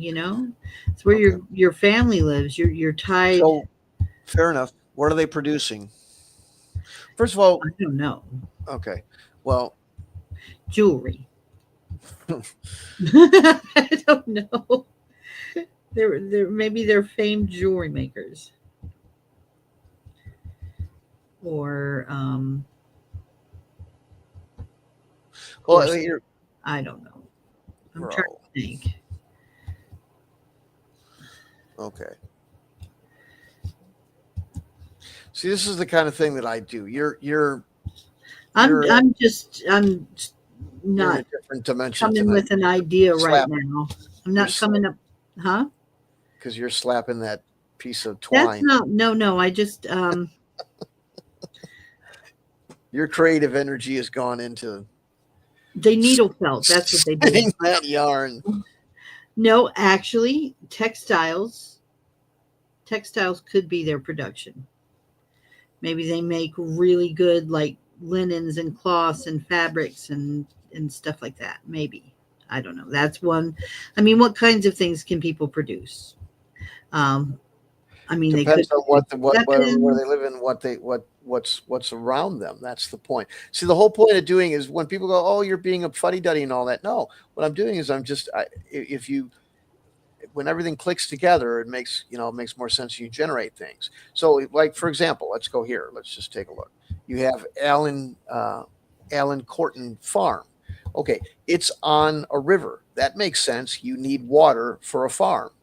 Right. Okay, so they would probably and they're probably going to feed other towns if other towns don't have their own farmland. Right. Now, the town of Silton might have some food sources because it's relatively close to that river, Right. and they might be That able could to be fish like a it. river delta where it's really fertile there. Well, yeah, for the Alkin farm, yeah.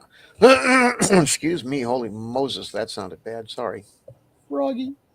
But that sin, they're kind of out in the middle of nowhere. They probably need food shipped in if they're going to live out there. So, okay, let's say that that's the case because they're out there in the middle of nowhere. What are you Well, doing you out could there? always move them. That's true. You could. I mean, that's the other option. But that's the kind of things that we went through last time we did this.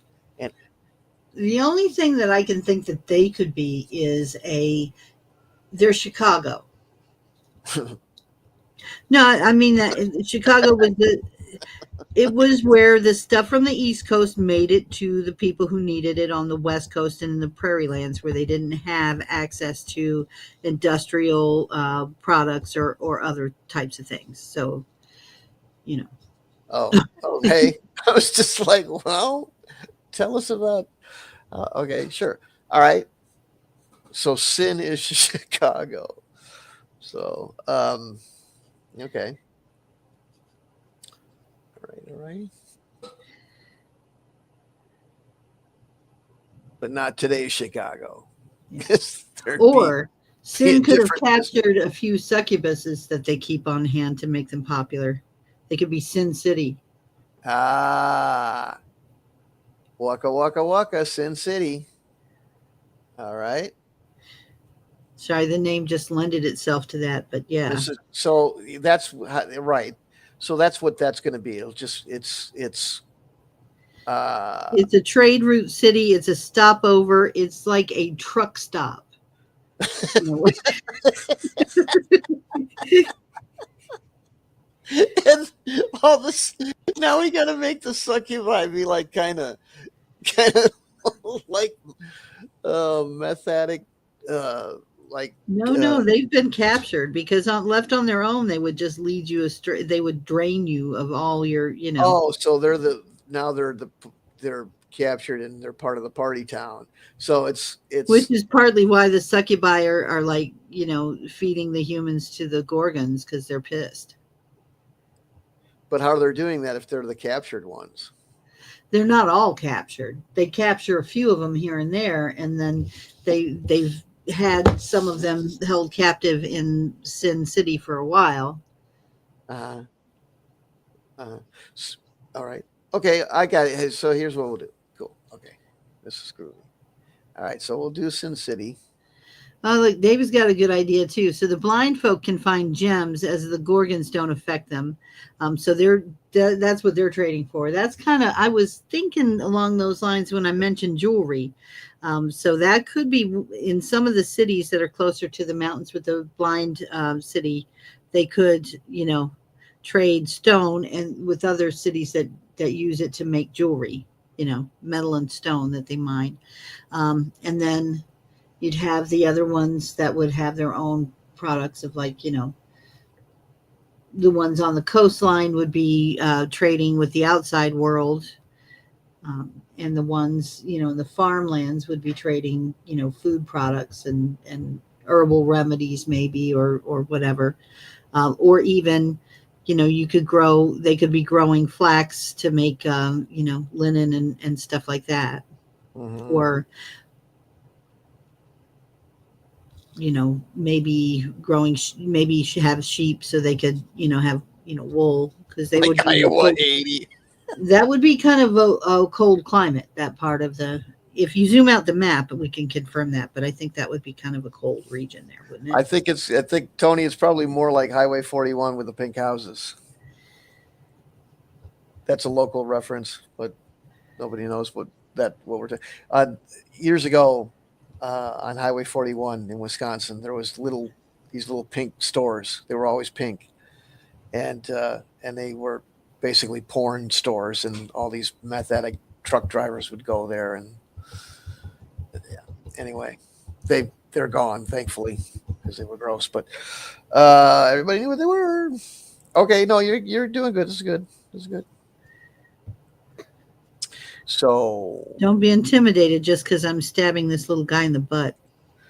So blind gems. Okay, so if they're blind, did I miss that part? I might have been talking, but if they're So the blind, ones who are doing the mining, the blind folks can find gems as the gorgons don't affect them. The deaf okay, but how if you're blind, how you finding the gem? Well, they have second sight. Remember, they have other tools that they can use, that they can, maybe like a sonar type of adaptation that they can, use to find what they're looking for.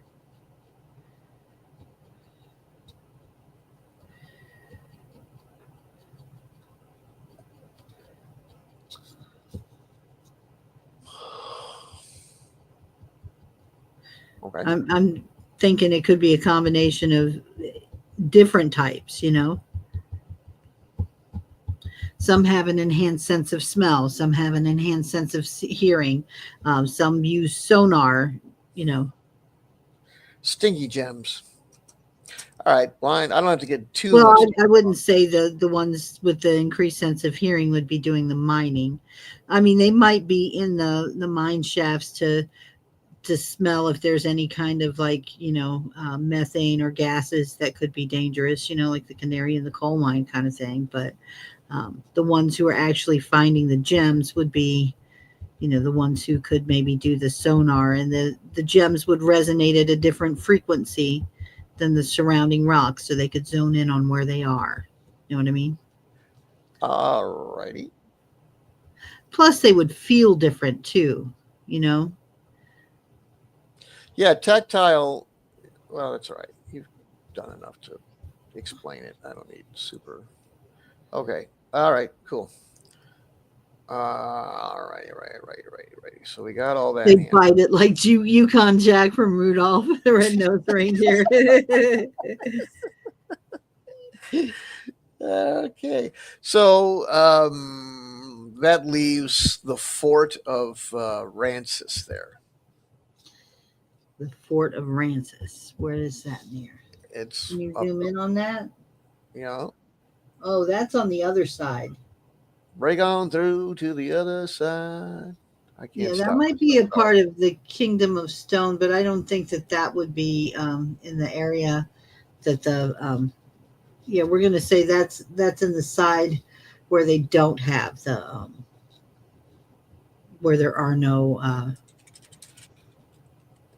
gorgons. Okay, give him so Oh yeah, you Eucorn Cornelius. You're right. That was his name. so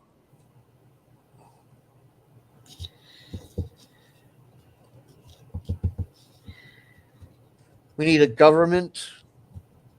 Like I said, they are tribal people. Think Afghanistan. No, I'm not making that up. They're really tribal. They don't really listen to.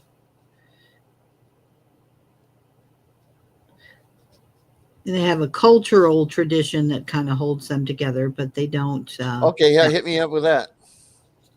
So their cultural tradition is kind of like you would have like among tribal desert peoples, kind of similar to that, where hospitality is prized among all other things because if somebody is seeking shelter, it's because they're going to die without it. Do they do the burp thing? I don't know what that is. You know, where you burp because you liked what they gave you.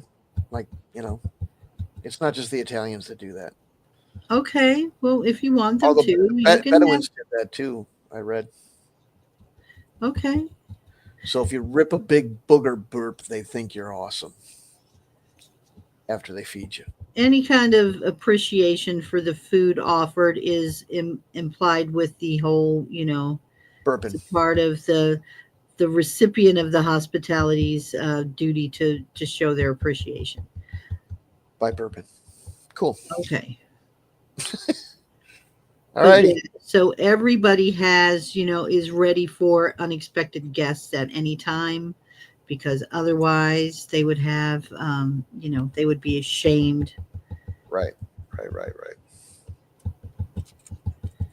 Okay.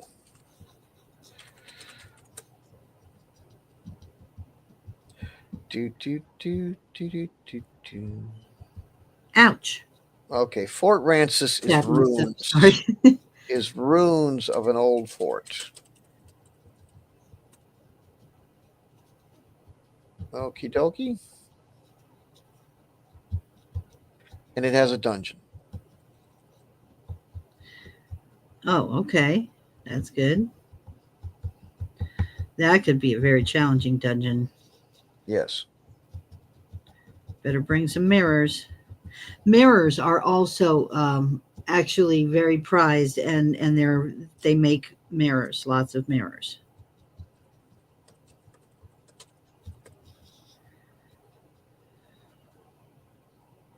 Okay. All right. Okay. So we've got culture, desert house, okay. And no religion. I don't know. I mean, they could have a religion. They could each have their own protective, like totem gods for each city. Like You know what I mean? Native American type of thing where it's all kind of Well, not just Native similar, American, but but a lot of tribal type.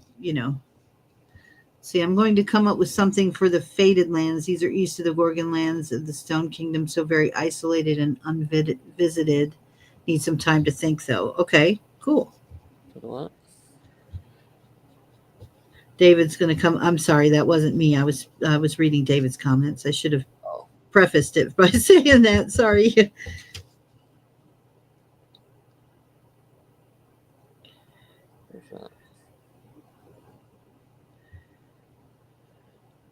Oh, okay. Okay. All righty. All righty. Whoa. Okay, he's I almost got absolutely a he's hate my almost got a mouse. body now. You need some more of the arms, but we're getting there. There's the back and the front so far. We're getting there. Eventually, maybe a couple more episodes, we'll have a little elfie guy. Anybody else out there got anything to say? Questions, comments of something? Anything? Anybody? Anybody? I don't know. Hey, old Granite. Granite could be the name of one of their gods. Yeah, they could. Their gods could be made of stone too. Maybe that's what they do. Maybe they do ancestor worship. They, people who were turned to stone but were rescued before they could be consumed become their patron gods. You know what I mean? Uh-huh. Okay. All right. It'd be really gruesome though, and we're not going to do this, but it's just a gruesome idea that popped into my head because I can be a bit gruesome. We might do it. Huh? What? What if their job was? What if their export to the rest of the world was statuary?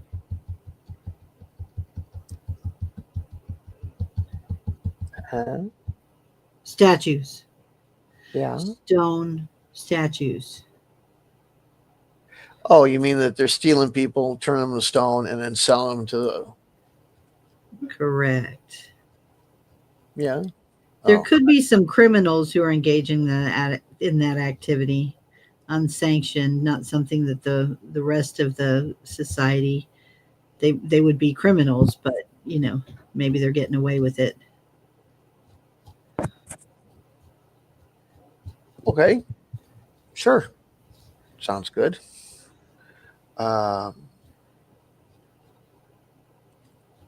Statue smugglers. Yeah, it's a black market.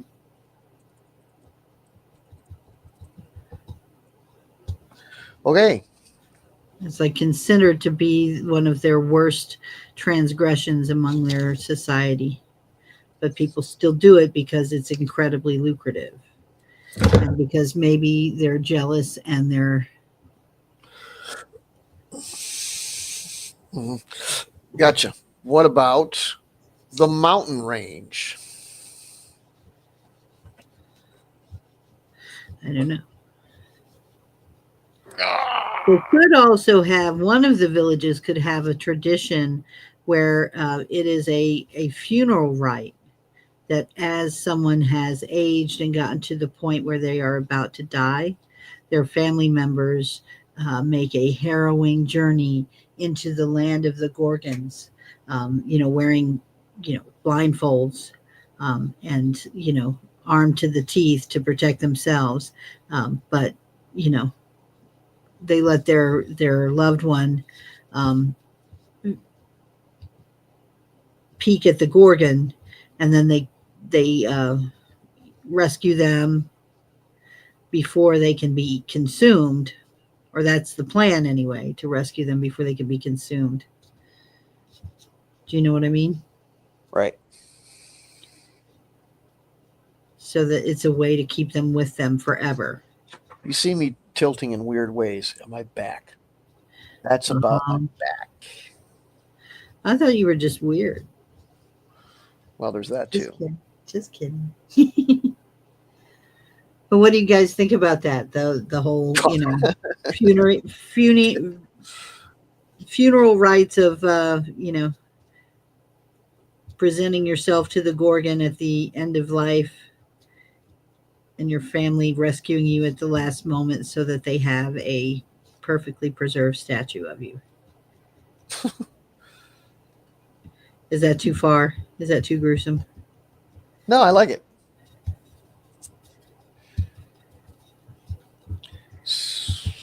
Okay.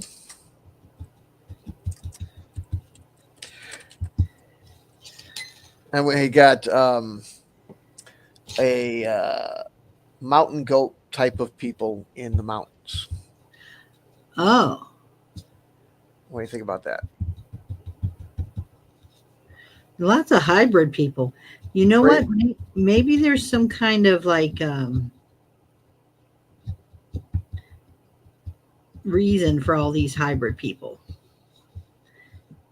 There could be a mystery for, trying to solve why there's so many hybrid people in this world. Something that happened, or you know what I mean? Right. Okay. Bro, there's no way that. What? Oh my God. Oh, of course. What? Um, Of course, what? You're I, speaking in code. Please sorry, use all your words. I was reacting to something that. Never mind. Nothing. Okay, what do you guys think so far? Honest assessment of my little person here. It's obviously a work in progress, but is going to be a little elf. Yeah, it is better than being put on ice floe. That's for sure. Ooh, I would hate that. Is What do you think? Can you guys see it okay, or do I need to bring it up closer? That's your dad. Dad. They came through the magical doors. Excellent idea, Tony. The hybrid people. okay. Or a group of people coming through the hybrid doors or magical doors, creating the hybrids by genetic manipulation. It's like straight out of Ancient Aliens, but it'll work.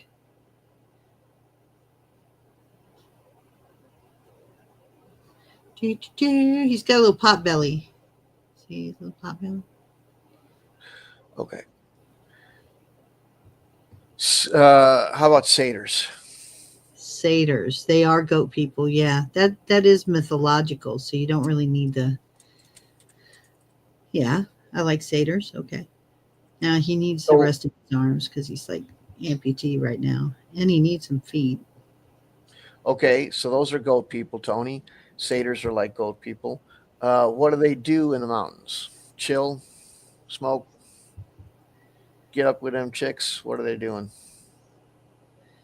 What?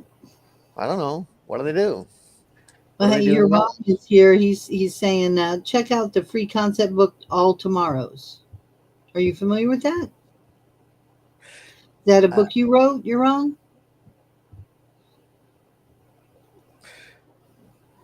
wrong tomorrows. Yeah, whose is that? Your what is it? Uh, Okay. let's see.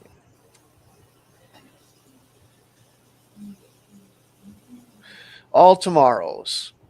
All Tomorrows. Yes. All tomorrows. Billion year chronicle of the myriad species and mixed fortunes of man is a 2006 work of science fiction and speculative evolution, written and illustrated by Turkish artist C.M. Kusman under the Okay. pen name Nemo Ramjet. All right. Awesome. So it's an art project or story of a possible future for humanity. It's very involved in genetic possibilities and rewrites. So that kind of ties in with this why there's so many hybrids. Okay. So yeah, satyrs were known for chasing skirt, drinking wine, dancing, going after the ladies. They would be likely to show up in an area where you had succubi too, I would think. I think they would be attracted to that energy. Uh huh. Okay.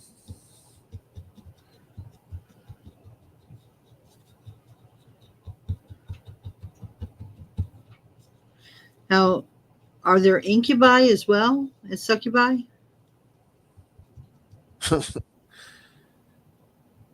What? Why are you laughing at me? I'm not. Okay. Oh, yes, I will curse the lions. Lions are cursed. Okay. I need a piece of their hair, though. No, I'm kidding.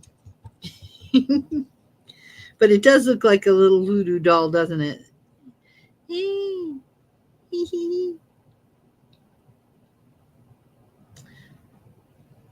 All right. So that's all I'm gonna. So next there is this one, Slethim. We can change that name too, by the way. I like Slethin.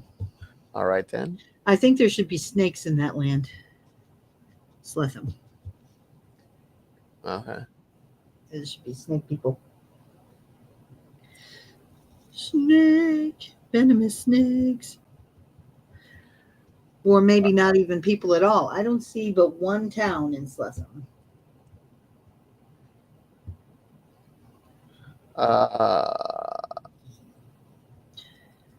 There is a couple actually.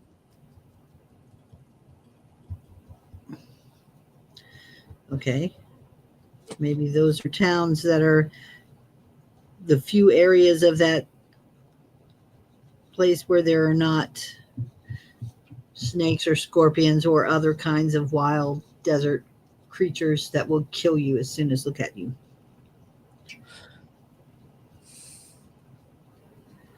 And those towns have a business of capturing. They create poison. That's what they do. That's their export. They capture lizards, snakes, all manner of scorpions and such, and they extract the venom to make highly toxic poisons. Okay, we're gonna put that's good. We'll put it somewhere else though, not this one.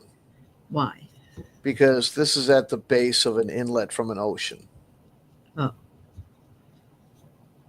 It's not likely to be desert. Oh, I see. Okay. Make the goat people cannibal marauders? Oh, that's interesting. Cannibal marauders. There could be a Bacchus figure in that, because aren't they kind of satyrs and were part of the Bacchanalias and stuff? Couldn't they? There be like a because that was one of the things that Bacchus could do. He could make people go insane with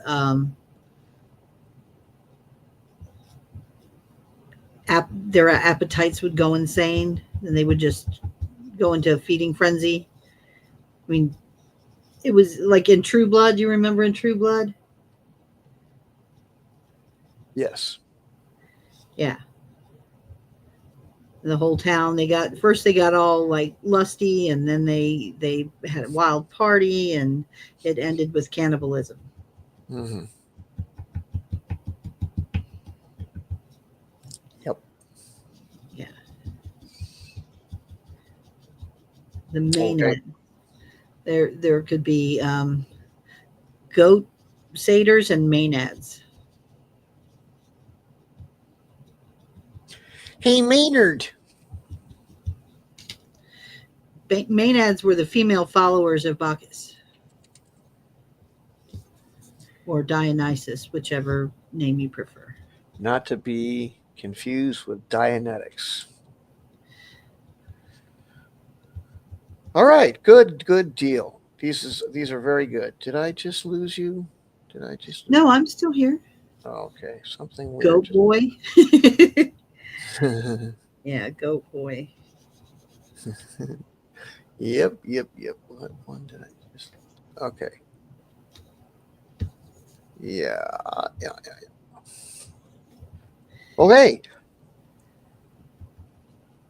So we've got the Wickpow now. Would they do that or do the Sletham? Which one you want to do? I thought What do we you guys said the think? Wick Pow was going to be shapeshifters, like skinwalkers, shapeshifters, whatever you want to call them. Okay.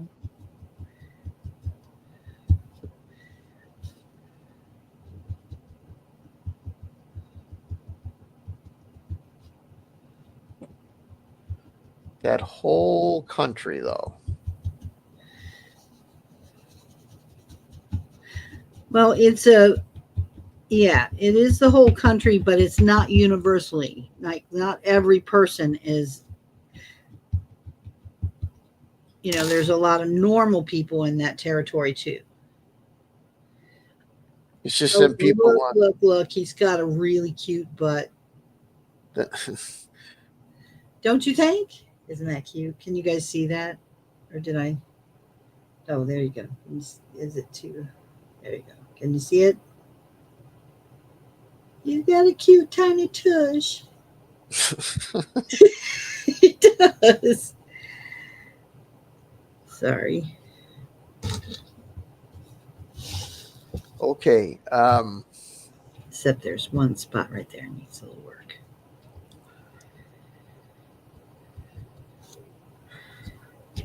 Yeah.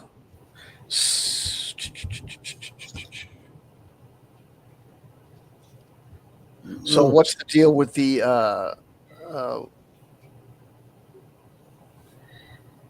What's the what? the shapeshifters in this country? Give me the rest of the story.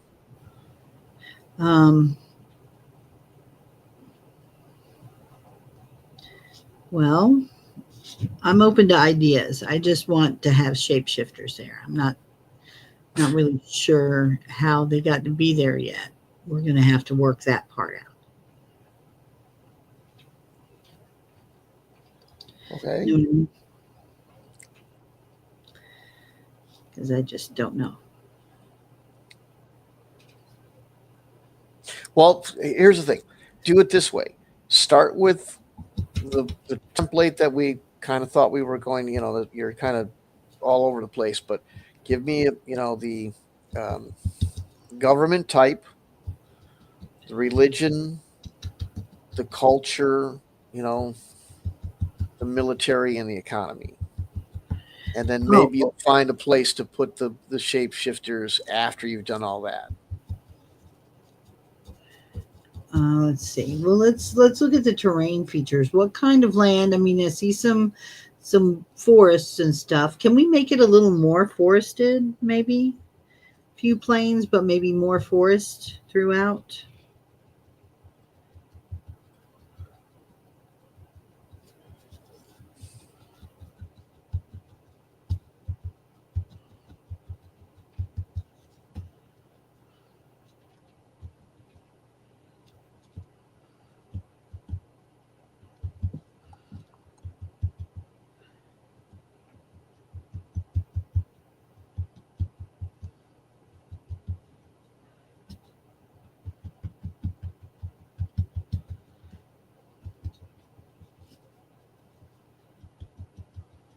I want them to be hunters. They're hunters and trappers.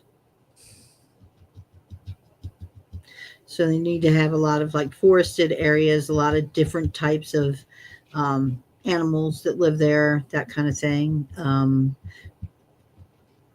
Bears, wolves, deer, the whole 9 yards.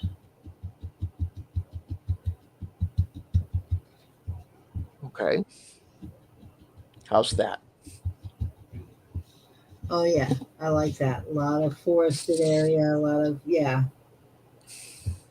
They also their secondary exports and they they export wood, lumber. Okay.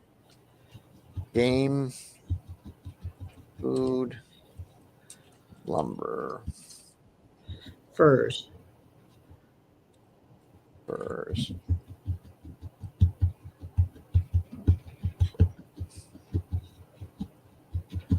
But they don't just, they're not just fur trappers. I mean, they eat the meat. And in fact, as being hunters, they export the furs, but they consume the meat. Particularly, they eat the heart of their prey. Okay.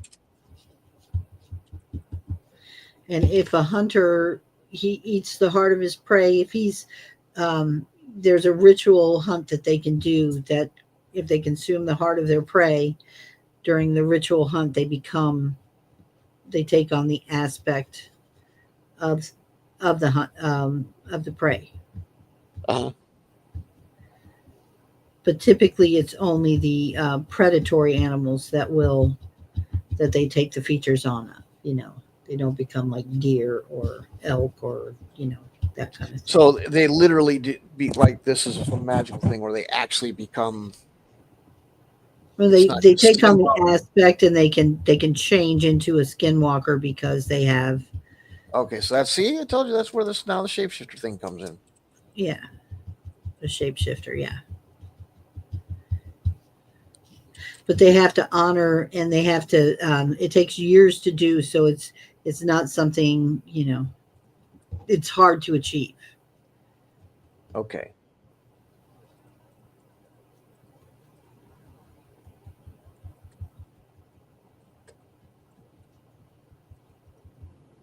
Okay, got that. All righty. Now, see, you fit that in there. Now it's the whole thing. So the economy is game, food, hunting stuff, lumbers, furs for clothing. Um, the So we're going to put this under religion or culture. I say culture. Culture, I would say culture. Yeah, I mean they have a religion too, but um, Okay. their religion's more complex than that. This is just an aspect of a cultural tradition tied to their religion, but Hmm. it's more of a tradition. Okay. So they have a deep hunting culture. They eat the hearts of their prey as part of a long-term ritual uh, that they can that eventually leads to uh, shape shifting into the creature you hunt. That requires skill and devotion to these rituals in order to achieve. Correct. Okay. They eat the heart of their prey, but they also offer. They don't eat the whole heart. They offer a portion of it to. Well, they're going about it all half-heartedly. Yes, good one. Very good one. It's very half-hearted. Yes, they are half-heartedly, but no, they offer, at least symbolically, they offer a portion of it to whatever. Like they seek the aid of whatever predatory animal they respect the most. Like, you know what I mean? Like if it's the wolf or um, Right. whatever. Okay. So I get it. Now religion. Okay. Animistic, they believe that nature is infused with spiritual. Yeah, animistic, not pantheistic or animistic. I think more animistic, but they believe that all nature is holy.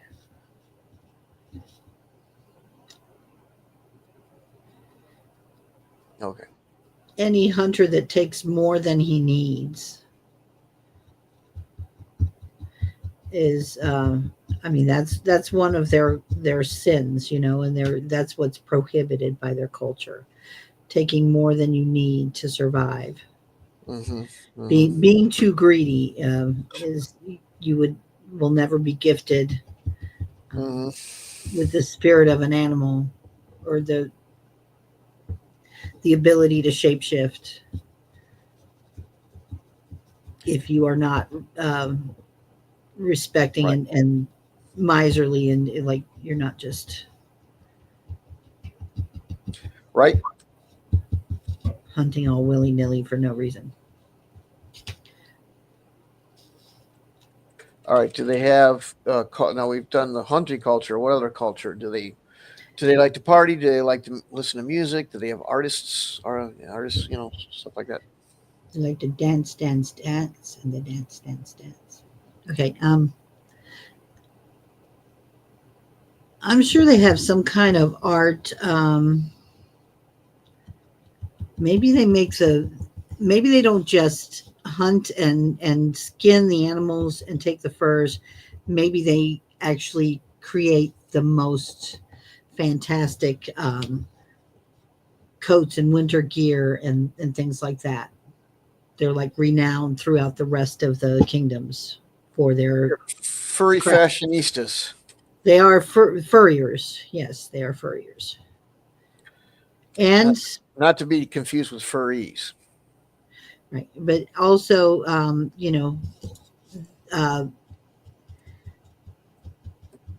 carvings, wood carvings, things like that, because they have all that lumber. That would be a big one.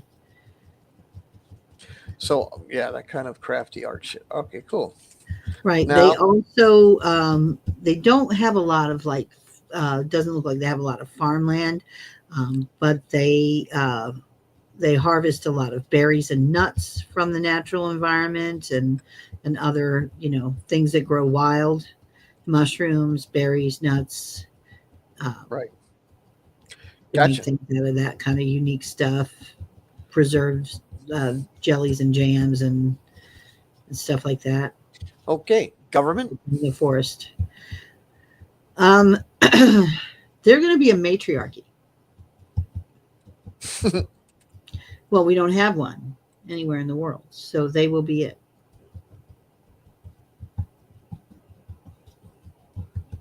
And in that sense, it's not that. I mean, they're not like controlling or whatever. They're just everything. The land is and the government is the women are the leaders of it. Mainly Oh, because the no. men they're too busy hunting. It's not like we have to stick it to the boys because they're not worthy. It's more of their pursuits in the hunting and trapping and all of that kind of stuff. They're not at home in the villages, so the actual decision making, city planning or village planning, village life is and negotiations between villages, those kinds of things are all going through between the women. Okay. Military. uh,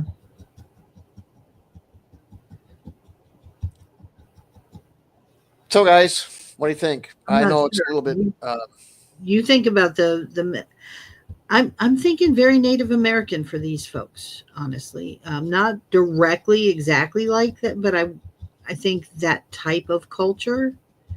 I mean, there's been other places around the world that have had similar kind of cultures to that too. So I don't want to Got make it. it all that, but I think that you know that And please, type of environment right. with heavy forestry, some plains and some, so there'd be some large game animals too, like, something akin to bisons as well, herd animals that they'd be hunting.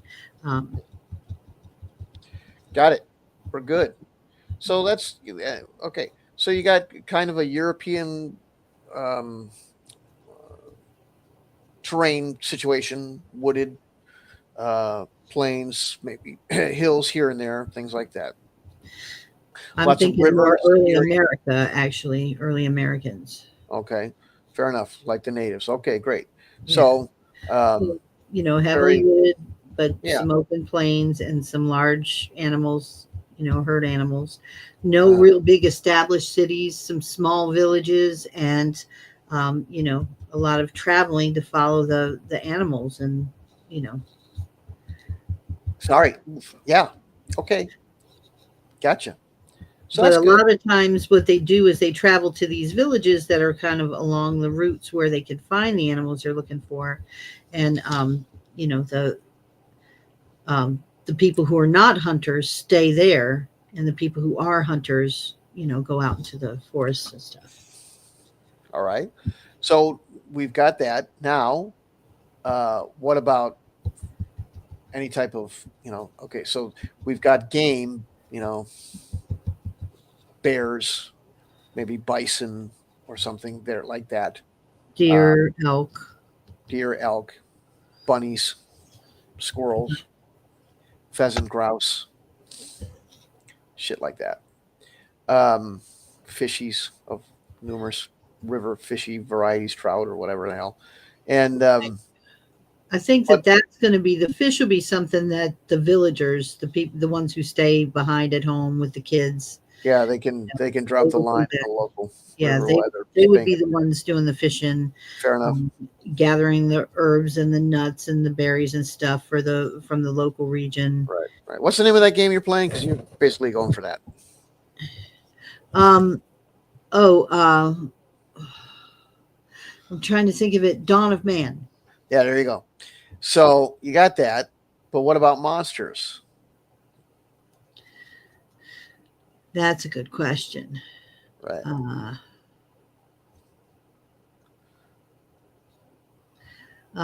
how about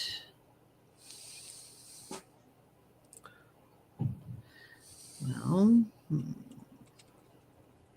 what kind of monsters? I mean, you know a little bit more about monster lore than I do, so Chupacabra. no. I've never the chupacabras to me. I don't know that just I don't know. I mean, if you want to stick with a theme, and you want to go, the Yeah, Wendigo, the Skinwalker, Thunderbird. Um, no, what? What do you mean? Nope. I don't think I want What do you those mean? particular ones. I don't want to be. I don't want to do too much that's like It looks, directly yeah, taking from which another is person's culture without gotcha, gotcha. it's appropriation to some. I don't want to offend anybody unnecessarily, and I Sorry. mean some of the themes are similar, but I don't want it to be. I want it to be more unique and different, but I do like, some of the cultural creativity to be included too. Just not. I don't want to touch on anything too. Um, anyway, next thing I would think. Hmm.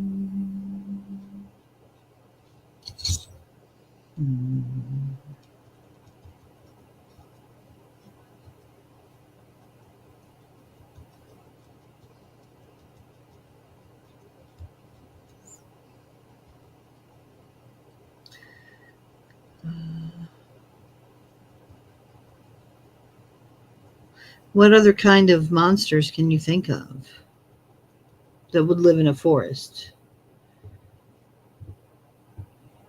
Uh, the cockatrice. Um, I don't know. That's not warming the cockles of my heart. Let's see.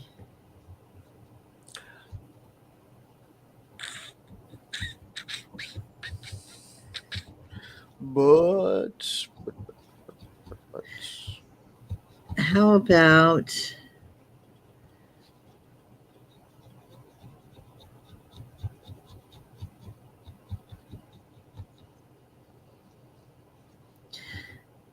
I'm thinking of something that just like strikes fear into your heart, just a fear monster, like a banshee maybe, or something like that, similar to that, or a vulture.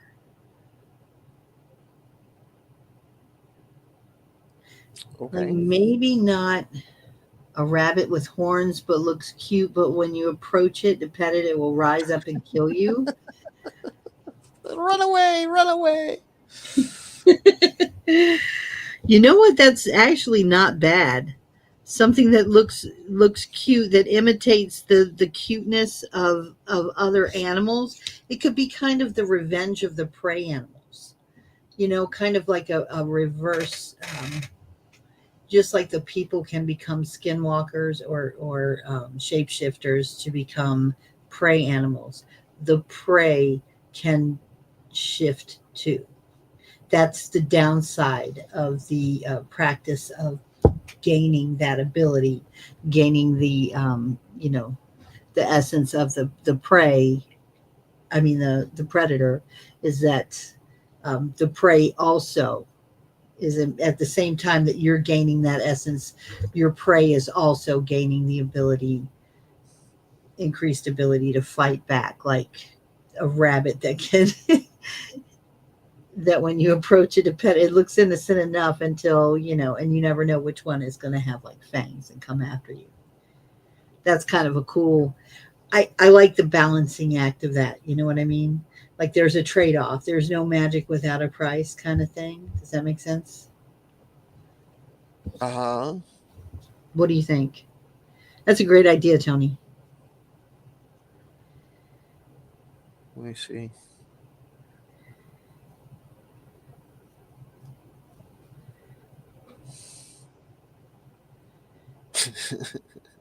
A jackalope? Yeah, jackalope. That's what they call them when they have the horns, but still.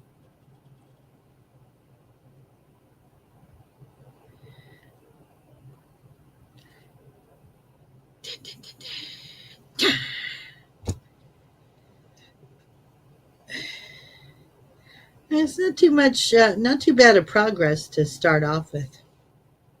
This little guy. We've been doing this for how long now?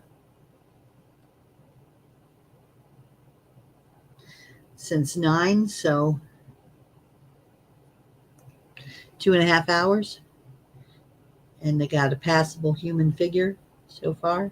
No details yet, but we're going to get some coloring, some eyes, nose, ears.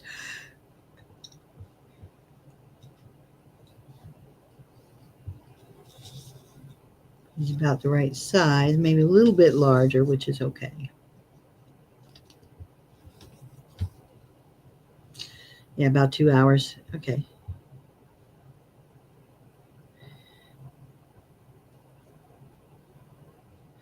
I have to put him on a platform. I have to stand up on a platform. That's the next thing.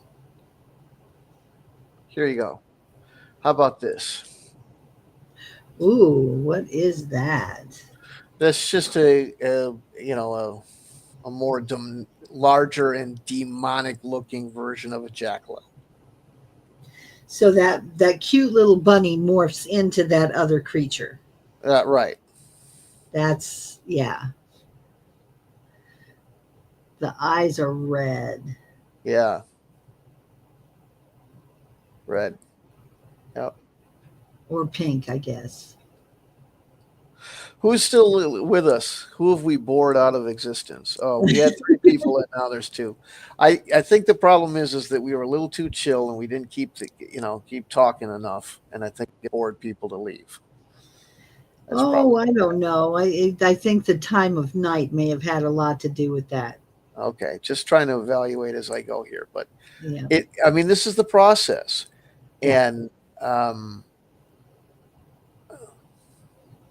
I don't know. Yeah. Well, the participation has been really helpful and greatly appreciated because it does make for more creative, one person thinks of something, someone else builds on it, and then it becomes something, really unique and I think more fun that way. Yeah. I don't know. If some people were looking for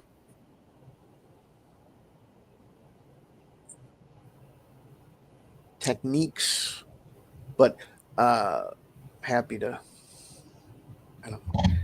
Anyway, Yeah, if anyone out there is doing, if anyone can still hear, or if anyone listening to this broadcast later wants to, work on their own kind of, world building exercise, or you have your own questions about something you're working on, just a map for a game, and you're having, you want some help in making it more exciting, or coming up with unique ideas, feel free to reach out to us. You can always send me an email at campaigns and conquests, all one word, no spaces or punctuation, .magenta@gmail.com.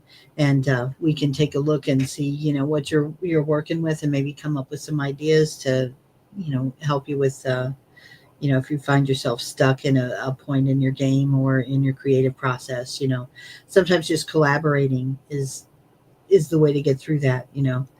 Earlier, when Storm was asking me for an idea on something, I was like drawing a blank, but then he said something else, and someone else said something, and then boom, we're off and running. So brainstorming is something we'd love to help out with. If anybody is looking to do that, just let us know. We'll open up a room and maybe have a special session. If you prefer to do it privately, that's fine too, but we would like to make it all a community thing too. So if you are down with that, just let us know, and we'll do a show, tailored to your world and your design that you're looking to do. So well, so we can just keep going though. If you, I mean, are you want to do more? Okay. I do want to ask Tony, speaking of eyes, if you would keep yours open for a 3-bedroom apartment. Oh yeah. So I'm not laughing at that. Yeah. No, seriously, it's urgent need. And let me know if you know of anything or anybody. Sometimes the best options are ones that are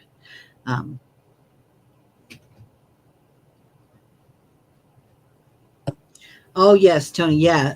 If you want to add a comment to the YouTube channel too, we do keep tabs on that. So we will absolutely look out for any comments, people requesting any help. If you want to just send us a private message or something like, or DM or an email, we will certainly get back with you and help you out if we can.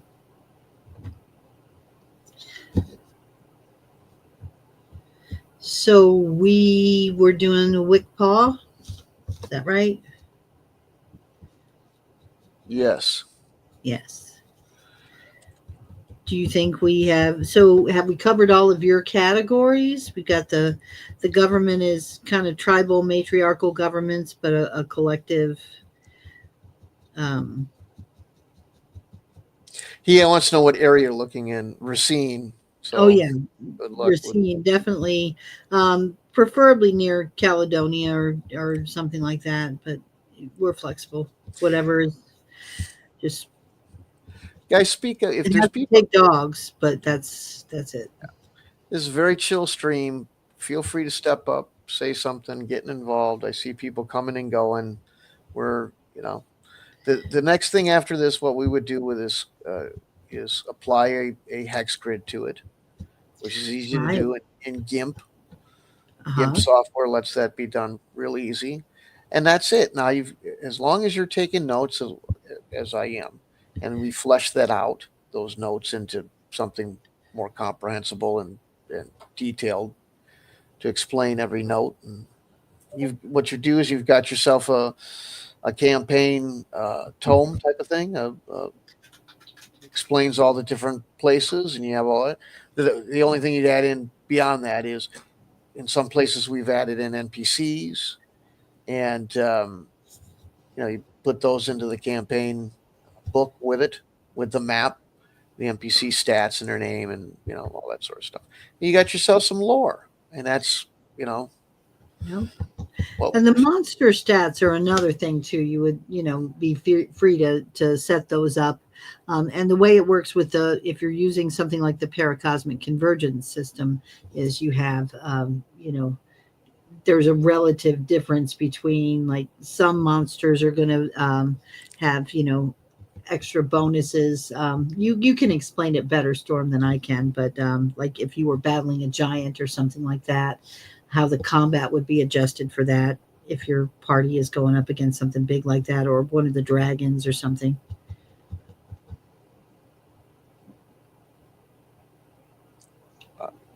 Oh, that I'm was your sorry. cue to explain it better because you What, can do it better, what Storm. am I explaining better? I'm sorry. The combat system to adjust for, when you have What a context? small party or a small group going up against something large like a giant or a dinosaur. I mean, You talking about my game? yeah. I'm telling you, folks. Sorry, what I was doing was I was trying to drum up other participants, and Oh, yeah, I sorry. was DM, but this is a very chill thing. Anyway, yeah. Um, I plan on doing what I would do with these campaigns, these worlds we're making. I have my own system, and I would make a version of this campaign tome that has all the stats needed to play it in my game. And then a second variant of the same thing would be done, worded and in a way where you could take it to any system you want. Basically, a system agnostic splat book and map of this world. And it wouldn't have stats because I think conversion is a pain in the ass. It's better to form fit what I've got into whatever system you've got. Not there's some things we may have made up, and you may have to make up stats for. Like there's a couple of one of the countries had steam engines that were run by uh, demons, and Yeah. and I've never seen it. That was something that was Great. unique. So you might Yeah. have to come up with some way of rating that works for you in whatever system you're doing. Um, but or you can play in mine. It'll be set up for mine. I don't have a conversion system to any other deal, and I don't plan on making any. If somebody has my system and wants to consult, get some advice or discussion uh, on details of design, so that you can make it. You know, I'm not. Maybe I'll talk about it. Here's the thing. It's weird. I don't really want to. I mean, facilitating migration away from your own product seems like a self-destructive thing to do. I would make um, a generic version of the thing because not everybody. I wish they would, but I'm sure it's not realistic that everybody in role-playing game world is going to go. Oh, we're going to switch to this dude's thing, So um, just as so that I can sell more, I'll make a uh, not system nondescript or whatever system agnostic version.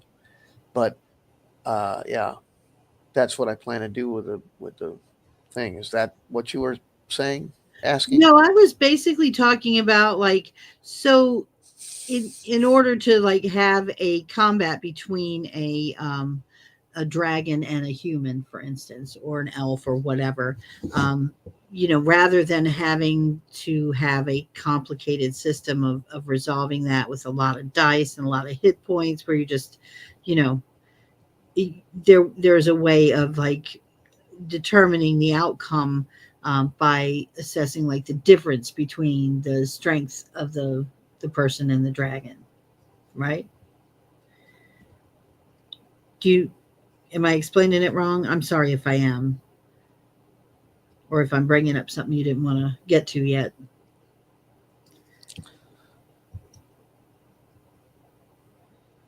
I get you're talking about scale. Yeah, Yeah, I'm talking about the scale when you're determining the battle results. When you're battling a dragon, the scale of that dragon is going to determine, you know, what you have to do to defeat it. like West End Games and Star Wars D6, and I'm sure several others that I can't think of right now. I uh, I scale things. Right. So instead of having gigantic numbers because you have some gigantic thing, I'm going to get that shit off my screen if it's the last thing I do. Maybe I won't because it doesn't look like it's budging, but it's bugging me. It's a black speck and I can't scratch it off. Whatever. Yeah, sorry for the ADD, but that is really bugging me.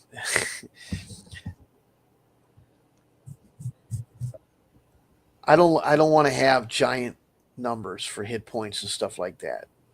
One of the things about paracosmic convergence is I want to be able to go anywhere with it. And I want, as unappealing as this may sound to some people, I think it's very appealing to other people, is going from genre to genre, even sometimes during a game. You know, like the old D&D module that took you into Gamma, or not Gamma World, but Star Frontiers or whatever it was. I like that. And in order to, I want you to not have to get a whole new set of books or a whole new set of rules to do it. I want you to be able to do it seamlessly. And one of the ways to do that is to have a scale for large stuff. You and your 3 foot or 4 foot long sword may be very dangerous to somebody that's comparably human size to you, but hacking away at the Jolly Green Giant with a 3 foot sword is a little bit different, you know. And so there's a scale thing, so that when you're fighting something like that,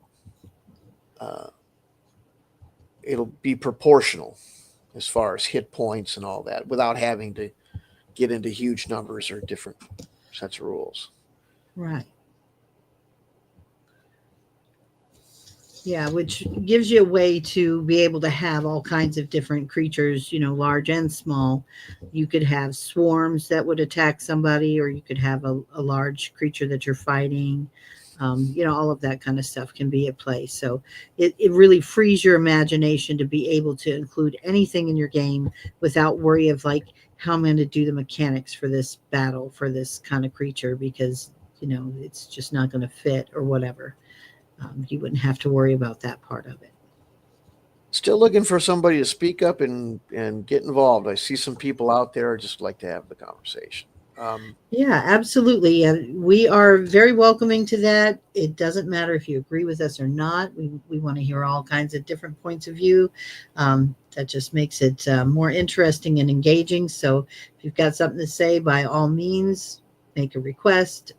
We'll bring you up on the mic or on camera, whatever your preference. And as always, please do remember to like, subscribe, and share with your friends so we can grow the channel and bring even more exciting content to you. And anyone who has any questions about my goofy little needle felting project here, you can ask about that too if you want to, or if you want to tell me that that's a crazy thing to do on this show, as Storm kind of suspects it is. You can let us know that also. I'm just kind of doing it while we talk because it helps me feel creative. So That's cool. That's cool. So sometimes this system right here, it puts things too close together. There's an abundance of fortresses here. I am just going to erase this one. There we go. So, but actually, come to think of it, I'm not going to do that. I am going to move something though.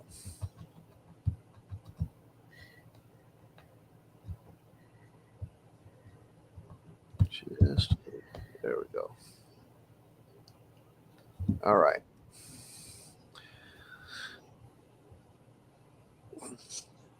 Okay. So we're still on Wickapow. yeah, it's Wickpaw. Wickpaw. Wickpaw. Yeah. Okay. Now you've got the shapeshifter thing, right? You already kind of took care of that, right? Yeah, we so totally did, because they're hunters and fur trappers, and they're you know, they've got rituals that their shamans have passed down from generation to generation. that allow them to take on the essence of the predator. But the side effect is that there is going to be a prey animal out there somewhere who gets a little bit rabid. Okay, so they're military. That's the last part. Their military is basically, I want to think, militia type. You know what I mean? Each village has its own warrior class or fighting class. You know, the hunters are basically, they do dual duty as the military, but everyone in the village is trained with weapons to be able to defend. Because I mean, if your prey animal can suddenly, they can all turn against you. You know, those fluffy little bunnies that you're trapping close to home in the village too can suddenly turn on you. You need to be prepared if you're, elderly or young, or, someone who's just staying home in the village and not a hunter per se, but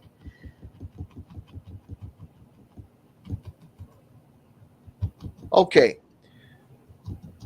There we go. Now,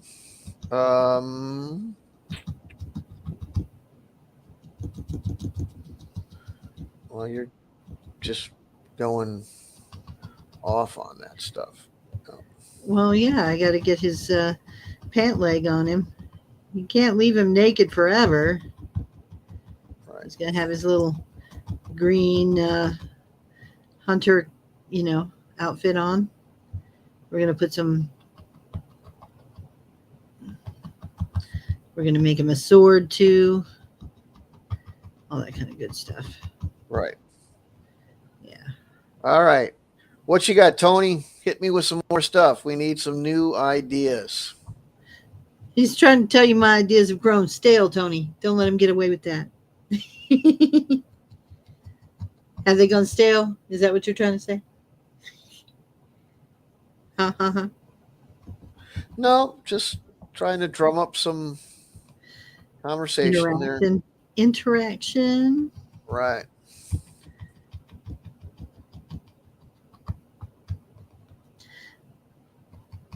Oh, I mentioned the woodworking, right? Yes. Okay.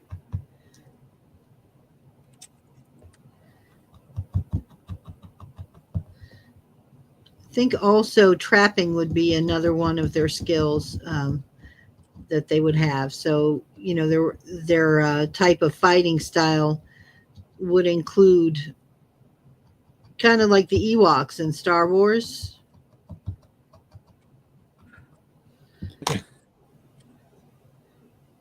You know what I mean? Traps that the locals, that their village knows about, but if you're not from around here, you could find yourself, stuck in a tree, or bonked on the head, carried back to a special feast. Right. Yeah. Okay. Da-da-da.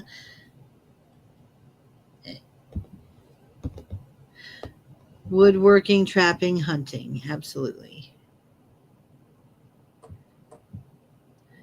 And we didn't get into too much detail for the military for others, but I would think they would be like your elf hunter type of people, but they're not elves, obviously. They're people, but very much like the little elf guy I'm making here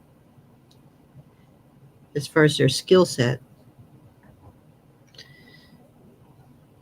And some of them might have, sword or machete type weapons, or spears, or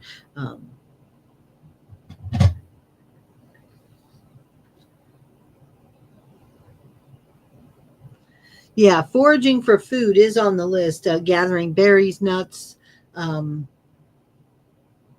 kinds of things that are growing in the wild roots and tubers, but they don't necessarily farm. Not like building farms around their house, but like they do cultivate when they find something that's worth eating, because like certain tubers and things like that, you can break the bulbs up and you can plant at the right if you plant it at the right time, they'll grow more. Um, so they might do some of that as they're gathering, one to harvest, one to replant kind of thing.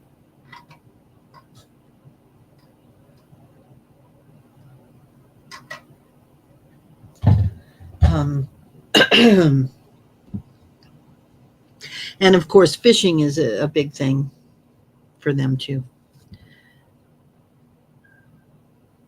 It is cold environment for them, so there might be, I don't know, there might be some kind of like large fish in the rivers around them. You know what I mean? Because cold waters breed large fish, right? Generally, storm. Well, I thought you were talking. Yeah, Oh no, I'm talking to you. Obviously, yeah, sorry. yeah. No, but I'm thinking like in the colder waters because they would be in the colder climates, like actually more like Canada, I would think, or Wisconsin or something like that. But Blame Canada. don't blame Canada. Always blame Canada. Why? I'm. Just because their jaws aren't hinged right. Are you, are you still talking about the wick pow here? Yeah, You're talking I about was the saying they're fishing in cold water fishing. Don't you get typically like larger fish in the colder waters? I don't know that that's true. I mean, I think there's some. I mean, was it like Guiana or whatever that are in Australia are huge, huge fish. Whoa! I dropped my needle. So I don't know if that's true. We'll have Okay, to look well, that up. Let's look that up. okay. Go do colder waters breed larger fish? My phone is busy being a camera, so I can't look it up on mine. You'll have to do it. No, you're right. I'm okay. Yes, cold water fish can grow to be larger than fish in warmer water. Okay. Well, all right then. Hey, never doubt a chick who grew up on the beach's knowledge of fish. Okay. Tony says Canada's the new America. She is. Uh, Oh, everybody calm down. then where will I It'll run be to? okay. Where will I run to with my cheese? Yeah, right, right. Gonna, it's not, it's not gonna be like that. You guys can stay. They're not taking away your rights. Hey, oh God, let's not go there. I All shouldn't have right. said the thing, but I was just All right. All right. All right. so. Um, I think we got so the fishing thing for Wickapau. You were saying the big fish. So what? Big boats. No, I was just saying that would be, they would have a large amount of, dried fish. Maybe they've even figured out how to do like a canning process or a preservative process that, they can export them and trade for other things. Little Martha Um, Stewart on the side. what are you talking about?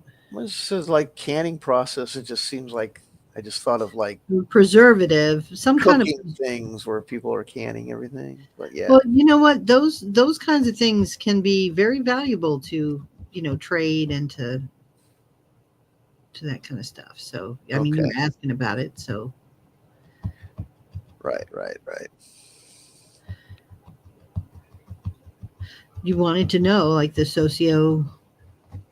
So I got Hebdar down. So the reason I've been a little slightly disassociated is I just went ahead and just to kind of speed things up, I went and did Hebdar. Whoa! That's not how this game goes. Well, You participate. What did you do for Hebdar? okay. So here's what I got. Okay. Ouch. Ooh. Did you just stab yourself? I've been waiting for that to I, happen. I did. I did. I should do a Not on diabetes test now. Yeah, you already got yourself plugged. You might as well Right. get the slide out and check it. Check it.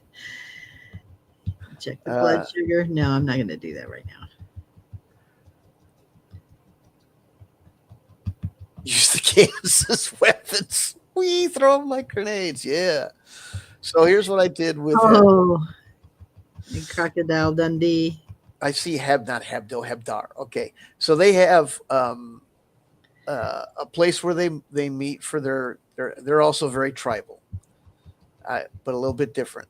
But they meet at the Weird Stone, The Weird Stone. the Okay. high moot of the Weird Stone. The high boot of the Weird Stone. Moot, Oh, like high moat, moot. moat. MOOT. What? Yeah. Explain what that means. Blame that- Canada for the word moot. Oh, okay. No, I'm just kidding. I'm just kidding. Quit picking on Canada. I used to live in Niagara Falls. I have a special place in my heart for Canada. Okay. It was, yeah, way nicer than the New York side. Oh, well. Way nicer. I mean, they took care. Well, to be fair, I mean, it makes sense because they had the Hey, tourism. Because the They say Niagara Falls, Vancouver's just Seattle, but clean. That's on the other side of the country, but that's what I've heard. well, Toronto is what's Yeah. that's where I was nearest to. So anyway, it was nice. It was very nice. Okay. Anyway, so yes, the high moot of the Weird Stone. It's a place they gather around the Weird Stone. The moot is a place to gather and to hash things out, make decisions, and they're doing it around this kind of mythical or magical rock. It's kind of like a big giant rune stone. Okay. Okay. Yeah. Kind of like Stonehenge. It's just Or one. It's just just one one. big rock. Not a Okay. serious Kind of one. like the Paleolithic with their yeah. That reminds me of Donna Man too. That Mhm. you have to set up those stones Mhm. as a part of that game to progress in your religion. Okay, go on with your mood.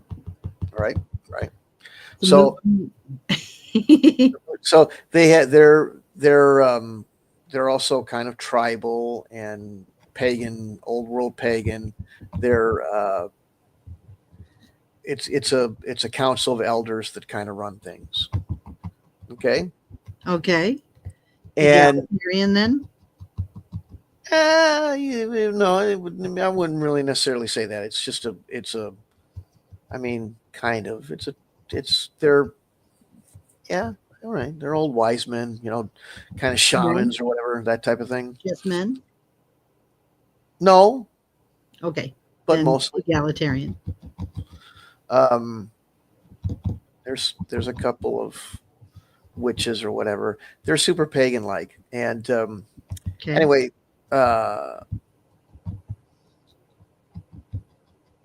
they have,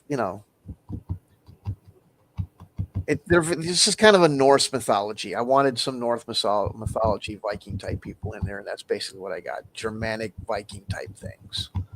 Oh, okay. I got you. But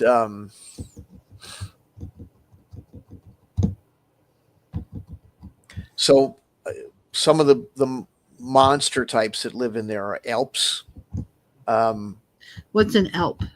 It's kind of like a gremlin or a brownie or something, and they but they come to you in your dreams mostly.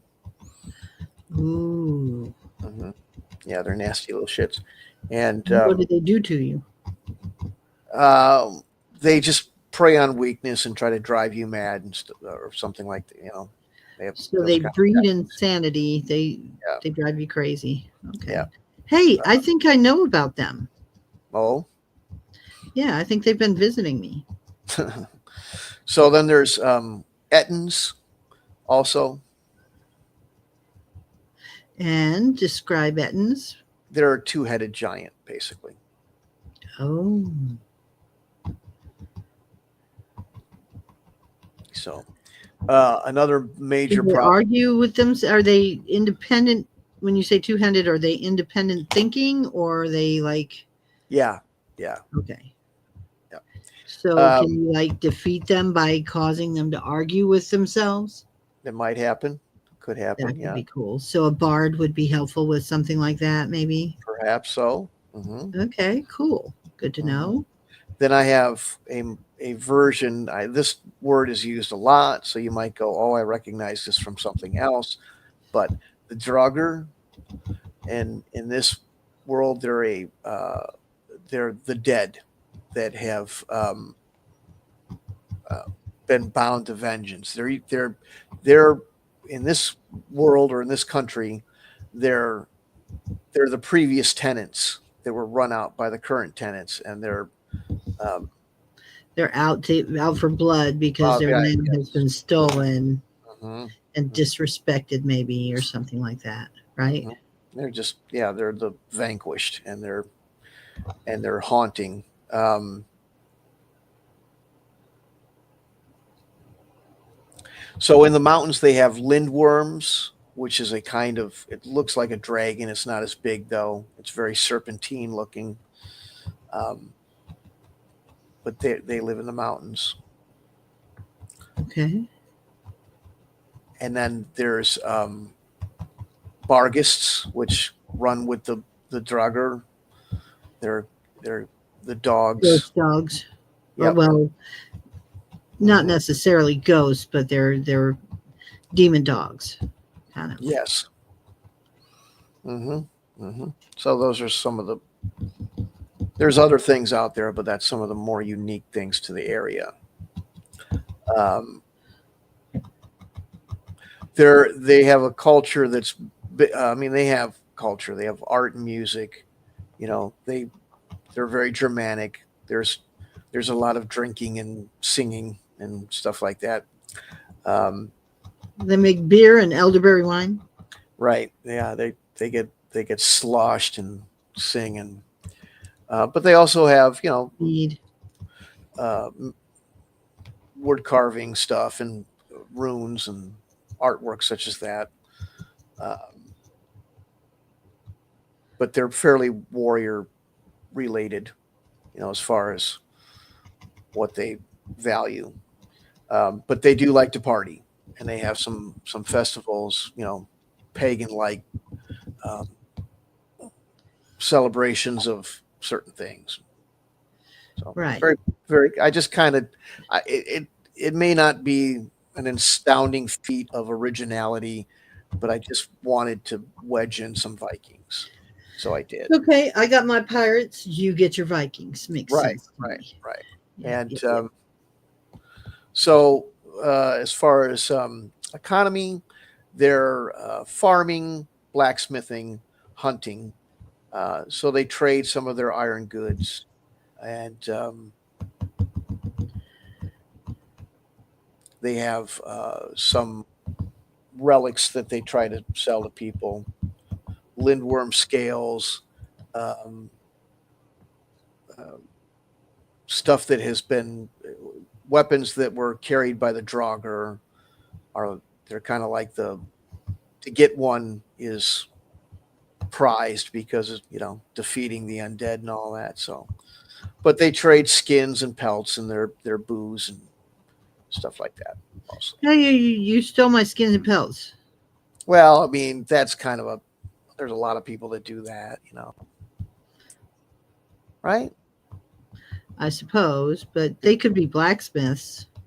Well, they are. They deal with our iron, iron goods and you know wood carvings and tools crafted from iron and wood and stuff like that. They are a little antagonistic and they're a little thievery. They do across the borders into their neighbors' lands to raid for the things that Vikings raid for, and they have they're very militant, so they've got quite a infantry heavy warrior type of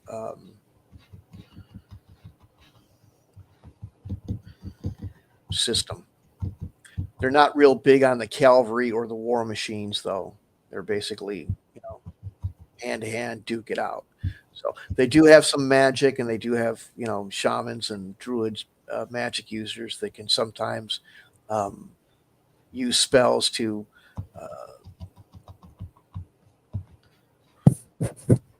ensnare Bargus to fight for them or to use them as scouts. Oh, that's cool. They've occasionally will tame an Etten or the Linden worms as kind of a heavy support or intimidation type unit. But just basically rugged, Germanic-like barbarian type people. So, what do you think? I like it. Cool. But you broke the cardinal rule. You do know that, right? Yeah, how's that? We were working on each of these together in a collaborative, creative process, working it through, talking it out as we did it, and you did. I know.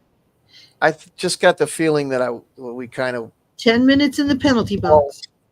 Kind of lulled into unexciting conversation and too much silence and kind of scared people off or bored them off. I just kind of felt like I needed to put my foot down on the accelerator a little bit. Well, you could have talked it out. That's all I'm saying. But right. I don't want to dwell on that. But it's good ideas. I like it. I think that there should be some kind of like unique, Valkyrie kind of action with them, something like that. All right. A pantheon of gods that includes like a Morgan or something like that, Okay, that's good. Even though that's Celtic and not really Viking, but right. I mean, yeah. they kind of bleed over. Who's to say how much of that, crossed back and forth? They're all pagan, and the Celts and the Vikings, She says it's too much of a sausage fest, so we have to put in some chicks. That's basically what she's saying. I mean, yeah, I like a little bit of eggs with my sausage. I'm just saying. So, all right, we'll put in some, stuff like that. Sounds good. So you can't have a complete breakfast with just sausage. I'm just saying. Got to have some Y's for those X's and so forth, whatever. Right, absolutely. Now, this ain't the Smurfs we're building here, okay? So that gives us 3 left. We have, isn't it 3? No. What was he was going to do? No, there's not 3. There's 3 left. So Dave said he was going to do the Fated Kingdom thing. Yeah, that's a cool name. I don't know what he's got planned for it, but I love that name. So we have the Empire of, let me see. Fabert. Oh, wait, no. Kingdom of Stone, Empire of Hebdar, you just did, right? Yeah. Empire of Bishay, blah, blah, blah. And, Bis. The Empire of Bis. I'm thinking French. Okay. Yeah, I wanted to have like a French paladin kind of Charlemagne vibe. Don't ask me why, I just do. South of France, wine and fashion and a little bit of, they're frou-frou looking, but they're warriors still. They're like, why are you wearing heels? So my feet don't slip out of my saddles.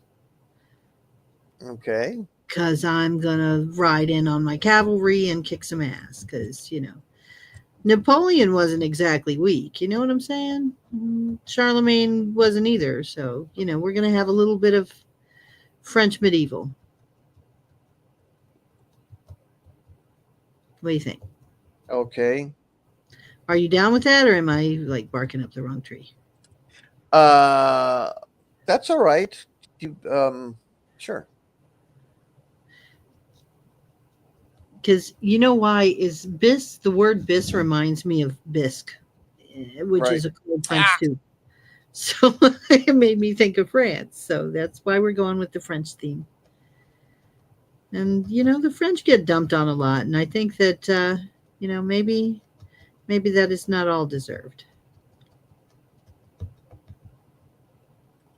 Some of it might be, but because they can be a bit rude in some cases, but or so I've heard. I don't know how much that's true. I've never actually been to France, so I don't know. Um yeah, Have you been to France? I have been to France. When did you go to France? Oh, they say in France that the ladies have no pants. Um a long time ago in a galaxy far, far away, I went to only parts of France, and it was Was it beautiful? well, um okay. I had a really weird um experience there.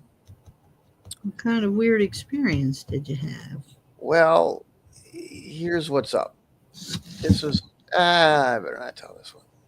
People Yeah, are don't so tell us. it's Yeah, not like don't if you have doubts about telling it, if it's appropriate on YouTube, do not lose your channel for telling a raunchy story, okay? it wasn't that raunchy, but it's just kind of like, well, at this point, I don't know. I guess it's really not that bad. Um, Followed in his uncle's tracks. No, that's the other part of France. I was in Strasbourg, and I we decided to go to France. Whoa, Hello, and that's so a it was little nice. cat and mouse game going on behind me. My cat decided that the mouse for my laptop computer deserved to be on the floor. So Okay. she likes to get up there and just, swipe it down to the ground. Uh, Gets my so attention every time. right, it was you know it was Strasbourg, but so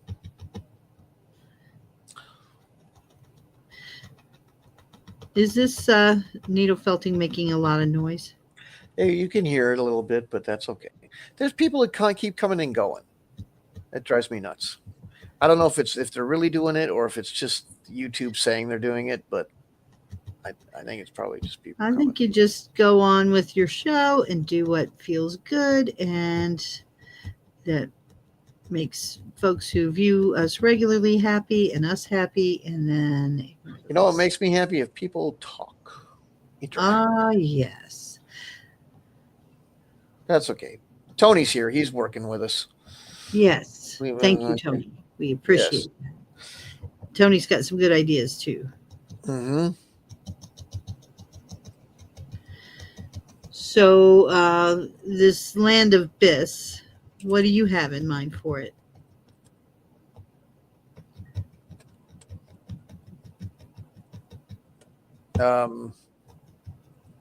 I'm thinking, we do have the kind of King Arthur thing already with the anti magic people.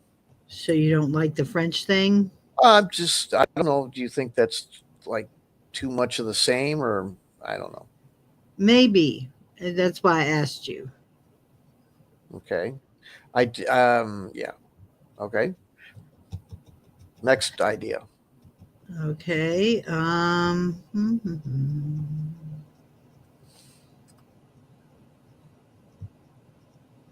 Let's see. Giant lobster. It's No lobster people. Don't do it, man. I want some humans. We've done enough of the non-human. We have, yeah, okay.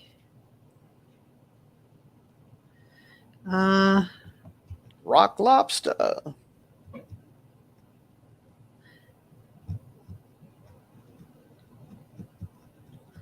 how about we go for some Greek monsters up there?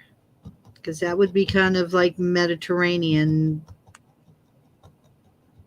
We Okay. could do some Greco-Roman kind of, out culture. Greco-Roman wrestling. I don't know. I mean, if you want to have wrestling, they could host the Olympics every year or something like that. I don't know if you think that's a good idea.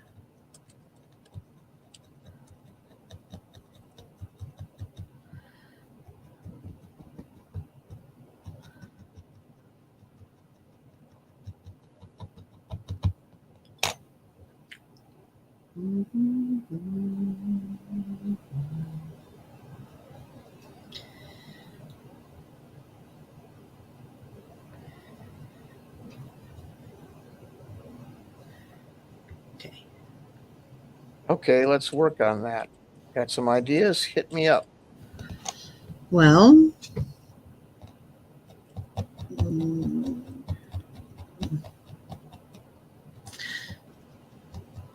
Voodoo doll. let's see. There's an island up there, so That's a different country. oh, it is. Yeah, Okay. we're gonna have an island country too. Oh, okay. Hmm. How about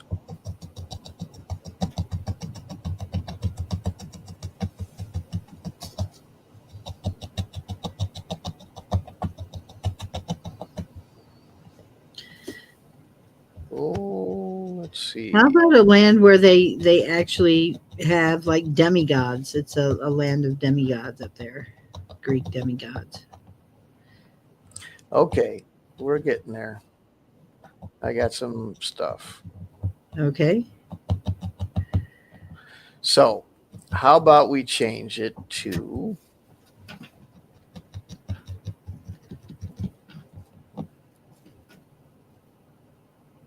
Bellaments instead of Bis? What does that mean? The Shining Realm. Okay.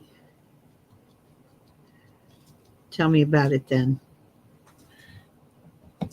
Right.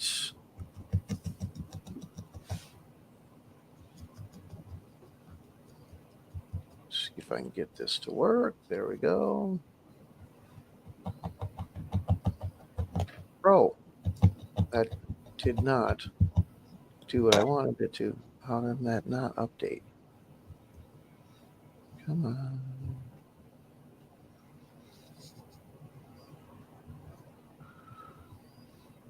Let's get it to work.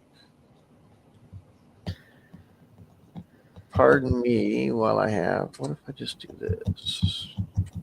Pardon me while I kiss this guy. There we go. All right. Sorry, it's excuse me. I know the lyrics. I know the words to that song. It's excuse me while I kiss this guy. Okay, so Bellaments it's going to be a monarchy, Okay. Ruled by a sovereign.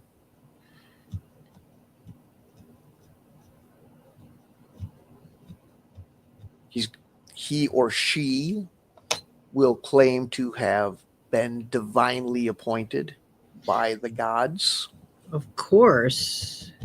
because that's the way that shit rolls. Right.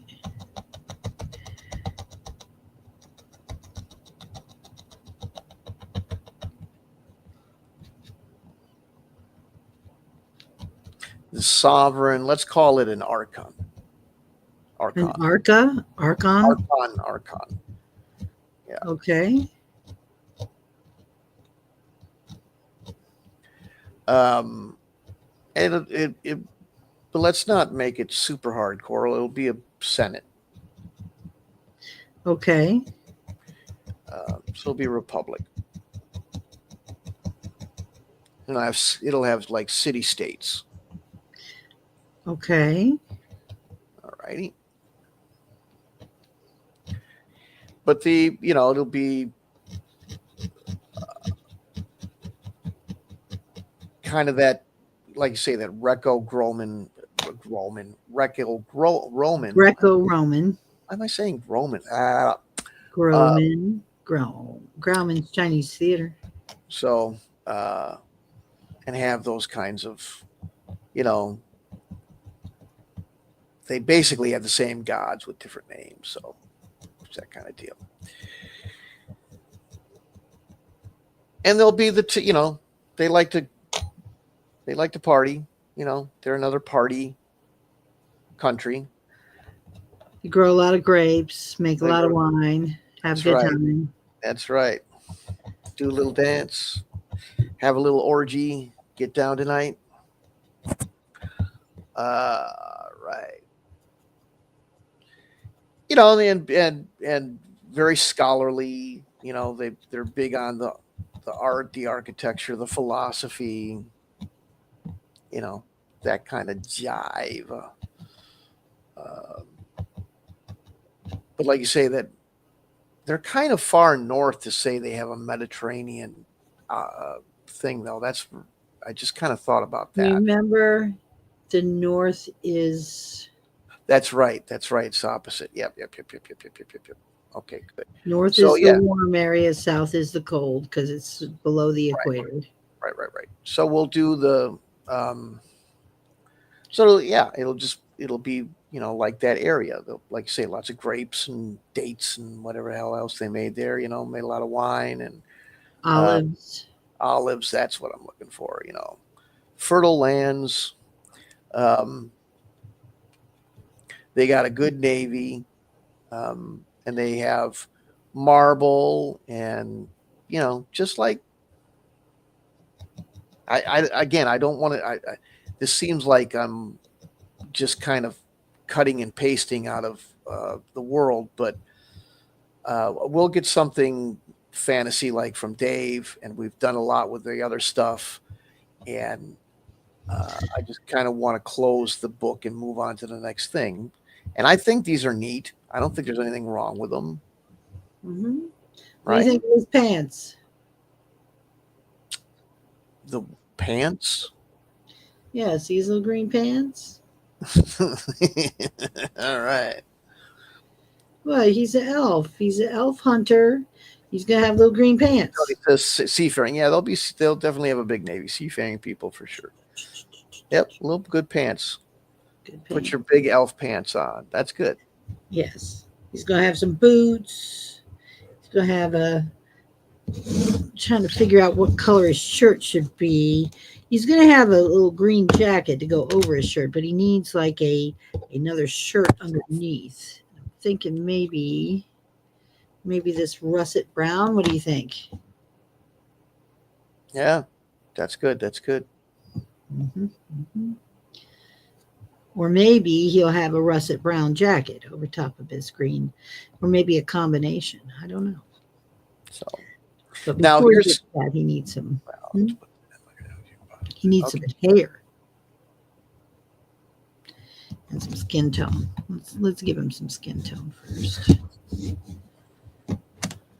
Okay. Okie dokie. So Continue on. Sorry, don't let me distract. all right. So yeah, and they'll have a very Roman-ish, like legionaries.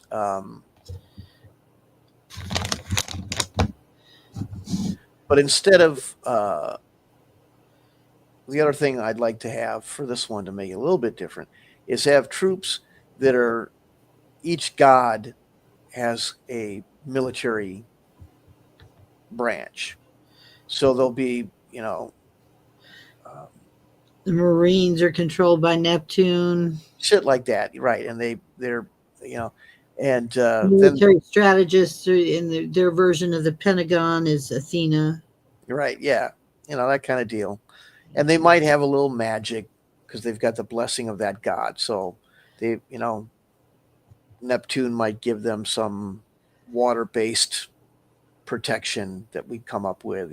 Maybe they can breathe underwater or something like that, and then Right. because you don't want to just have it just be straight historical. People go, why is this in fantasy? So, um, and they can have some, like some of their clerics for these gods would also be able to divine or channel divine magic, like even stronger and more varied versions of water-based magic for Neptune's war priests and stuff like that. And Right. um, and the place would have some of the mythological creatures would be there for real, like manticores and Shimra, Cyclops and Harpies and stuff like that, just exist in the. It's Chimera. Yeah. What? Chimera. What did I say? Shimera. Oh shit. Anyway, that's embarrassing. That's okay. Should have just let it go. Sorry, I didn't mean to embarrass you. Just one of my linguistic weirdness that I have to. I knew that. I don't know why I do that though. So, Well, but if anyway, you're looking at it, if you're reading it from somewhere, that can happen. maybe I'm too tired. But It's I'm really not possible. tired. It is 12:30 at night Central Standard Time for anyone who doesn't have a clock nearby. Okay, so that's it. And then the last one left would be the Warser place. You guys do that. The what? I've taken over, so I'll let you guys do it. Tony was talking about more seafaring people. Oh, this is Worcester definitely needs to have some seafaring peoples. it's just an island. Yeah. One thing I'm going to do though is I don't like that. Let's do this. There. Now it's truly an island.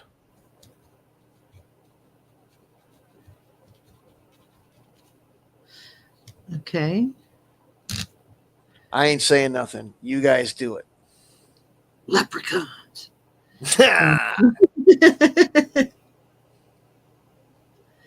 Am I wrong? Just let's see. You do it or anybody else who happens to be out there listening, throw something out. Island. It's an island. I was thinking of Ireland when you said island because,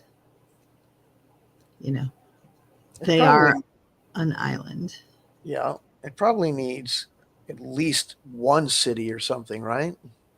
Oh, well, hell yeah. Needs a few, actually, if you want to be technical about it, I would think.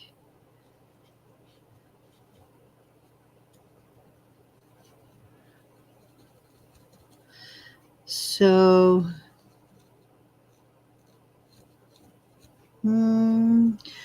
Leprechaun would be interesting. Why do you think that would be interesting, Tony?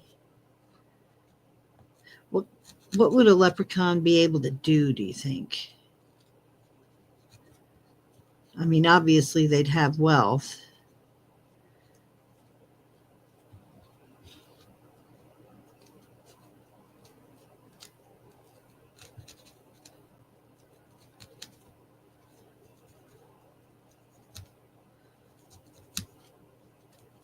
Be either that or the other idea I had for island people would be kind of like Caribbean kind of thing, or like voodoo zombies kind of, you know what I mean?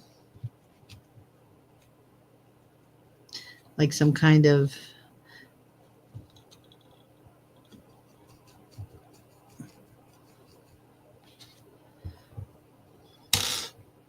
like they make dolls there.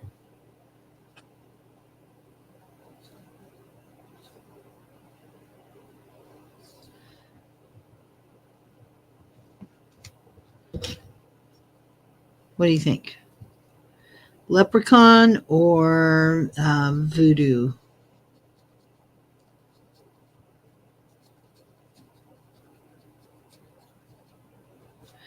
Oh, okay, leprechauns could grant wishes as in good or bad. Okay.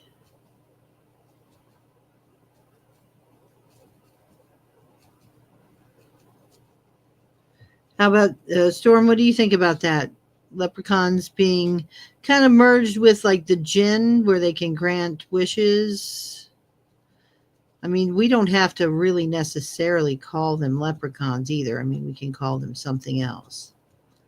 I mean, they can be like leprechauns with a different name.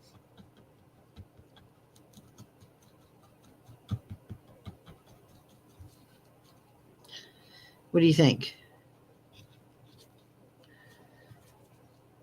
Hello, Storm. Yes. What do you think? We're asking, seeking your opinion. What are you doing over there? What are you doing over there, Creepy Dave? I was just doing some editing of the stuff that we've written so far. I was Oh, leaving this one up to you guys because I took over and you were, but no, sure, no, no. whatever works for you. I need some assistance here. So we're looking at. The other problem is, I, I don't know how to say it. I have to use the bat channel. Oh, okay. Well, if you need to do that, you just step away for a moment. I'm working on a little elfie ear over here. Speak, entertain. If there's anybody here to do that. Okie dokie then. Yeah. Does that look like an elf ear? Be right back. Okay. What do you think, Tony? Is that an elf ear? My cat. Can you guys see my cat in here? She's like, oh, let me see. What are you doing? She's all like, I'm gonna. She's taken over the show. We have transported ourselves to the land of Faber, and we're looking at her fur.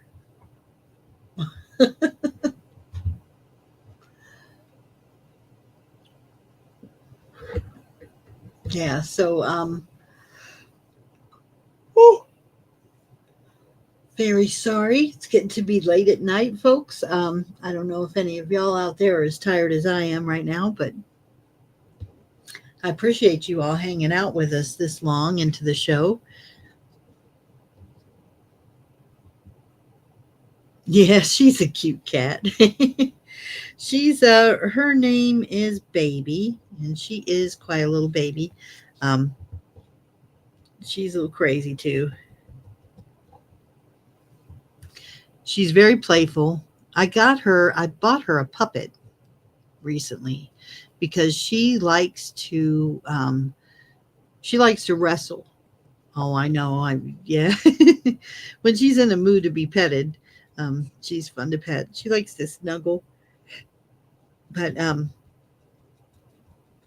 she when she gets to where she's like wanting to play, she wants to like grab my wrist and then bite my hand and kick her feet on my arms and scratch me all up. So I bought her a puppet. I came It's a up with little bunny rabbit puppet. So she can bunnies, wrestle with that. bunnies, bunnies, bunnies everywhere. There's bunnies on the sofa, and there's bunnies on the chair. That's Spike Jones. Anybody know Who? Spike Jones? Spike Jones. I Spike don't Jones. I don't think that's the Spike Jones that I'm thinking of. What Spike Jones are you thinking of? I don't know.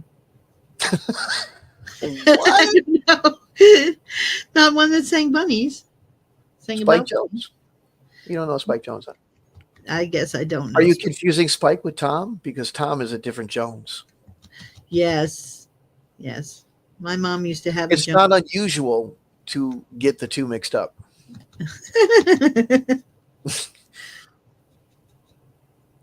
I have some ideas. How about this? If it, just to get the ball, because nobody. All right, what do you guys? Are you there? Hello. So yeah, we worked out. So we've got leprechaun type characters. They are, kind of like a combo between leprechauns and the djinn. They can grant wishes, but you got to catch them first. So they're kind of like that. Okay. And always be what you expect. Kind of a little monkey paw thrown in there. You know what I mean? Where be careful what you wish for, kind of thing. Okay. Right.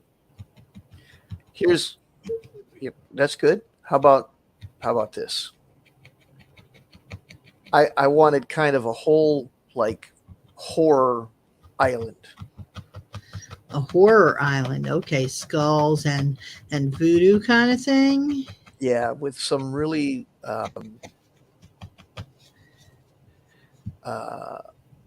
Dark. yeah, some hardcore. Yeah, a little bit. So you ready? Here we go. Yeah, go ahead. Want to hear the whole thing? I was thinking of calling it Eldemeyer. What? Eldemeyer, Which is, which is what? does that stand for something, or No, you it was said just like it just came up with it. Just okay. kind of smashed a couple of other words together. Eldemeyer.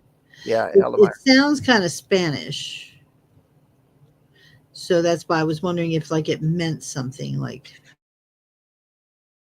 I was thinking of while I was in the other room. I was thinking Working it out. I was working it out with a pencil, and I was thinking of the Eldritch horror. I was like, no, now how can you do something? And Mr. Originality just kind of words Eldritch horror into Eldermeyer. Okay. Sure. Okay. Right. And So there's going to be like octopus monsters and shit. yeah, I got a whole thing. Sorry, I said bad came up word with. again. That's all right. Fuck them. And Naughty. it's a cursed island shrouded in perpetual twilight. Okay. How about Spooky, that? spooky. I like it. Who turn into vampires at night. Yes, we should. That's good. Sure. Okay. So here's what's up.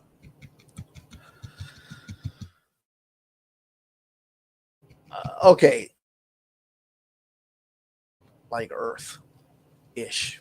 So I came up.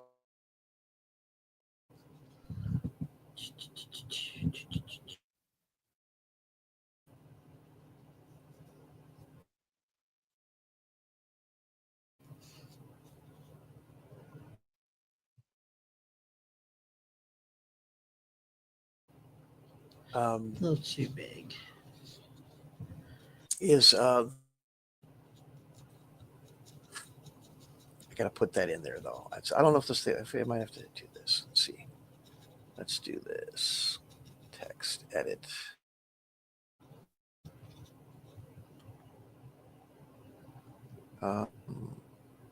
There. And icons.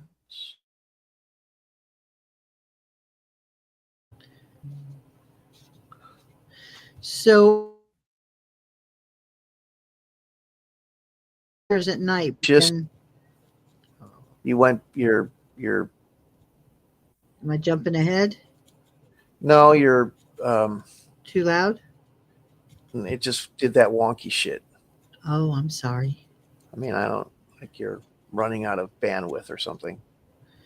Oh, that could be. Like anyway, it's better now. But so the Wailing Glades, and I did not hear what you said because it was all wonky. Please repeat the non-wonky. I said, so are they like half vampires because they only turn into vampires at night? Yes. So like we would call them like Dampir. Okay. Dampir. There you go. That's what they call them. I read a book about them once. It was a really good book series, actually. Did they sparkle? No, They do not sparkle. They do not. They definitely do not sparkle at all. So the Wailing Glades, a forest of blackened trees with, like, what I wanted them to be like, I was thinking of the wizard. Remember the trees in the Wizard of Oz? Yeah, the ones that would grab at you and they snatched them all up, and then the Wicked Witch showed up, and yeah, Right. And they talked and they had like a face and shit. So I was yeah. thinking of like how to, those were scary, but how to make them more scary. So here's what I did. Uh, they're very black. They're somewhat, they have leaves, but the leaves always look like they're about to fall off and kind of like wretched gray and stuff. But uh, the the tree trunks scream. They have screaming terror faces on them that Like look banshees. like banshees, but they look like they're being like they're horribly murdered or terrified of something, and they scream like they're terrified. And the leaves bleed what looks to be blood, like the sap. Ooh, Yeah, yeah. yeah. So That's bloody horrifying. yeah, and so other weird shit happens, like um,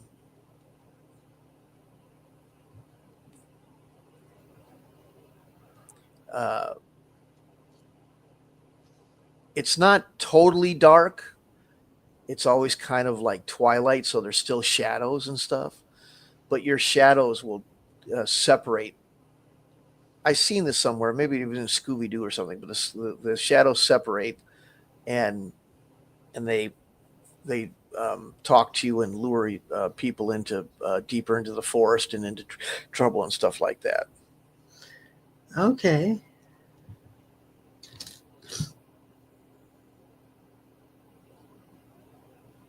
Okay. All right. Um, Um, elf what? ear. Little elf ear. That's good. There you go. Looks like a little slice of pizza. What? Looks like a little slice of pizza. Does not. Kind of does. Dude. Anyway, so are we ready for this? Okay. Yes, continue Ready on. for this. Anybody, any other ideas? Just throw them out if you got them while I'm talking. Uh, well, of course, you gotta have a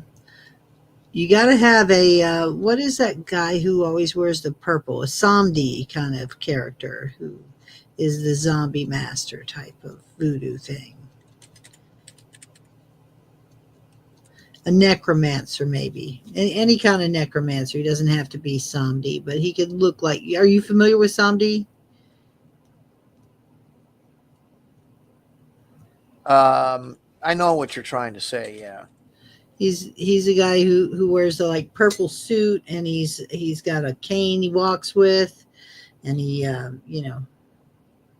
controls the dead. Yeah.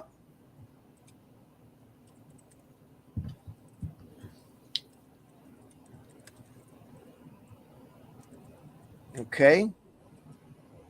Um, here's another one. I'm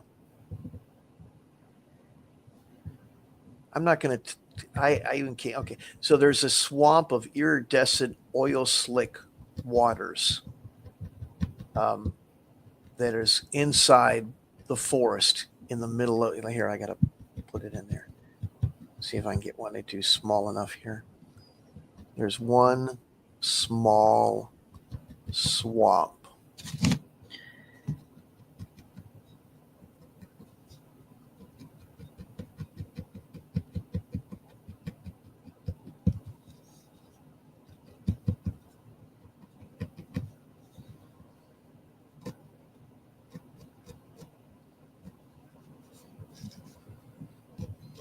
Right there. Okay. And what do those waters do? Resurrect people? Is that how they do the zombie ceremonies or whatever? No, no, They put you in the goo no, and you come no. out brand new. No, it's just it's it's got this like it's like oil slick, like if you put like oil in water, there'll be like little puddles of oil floating around on top of the water. Yeah, that It's scummy kind of Yeah, rainbow colored looking oil right. thing. It's got that, but they're iridescent and they glow and they look real pretty. Okay. Yeah, and uh,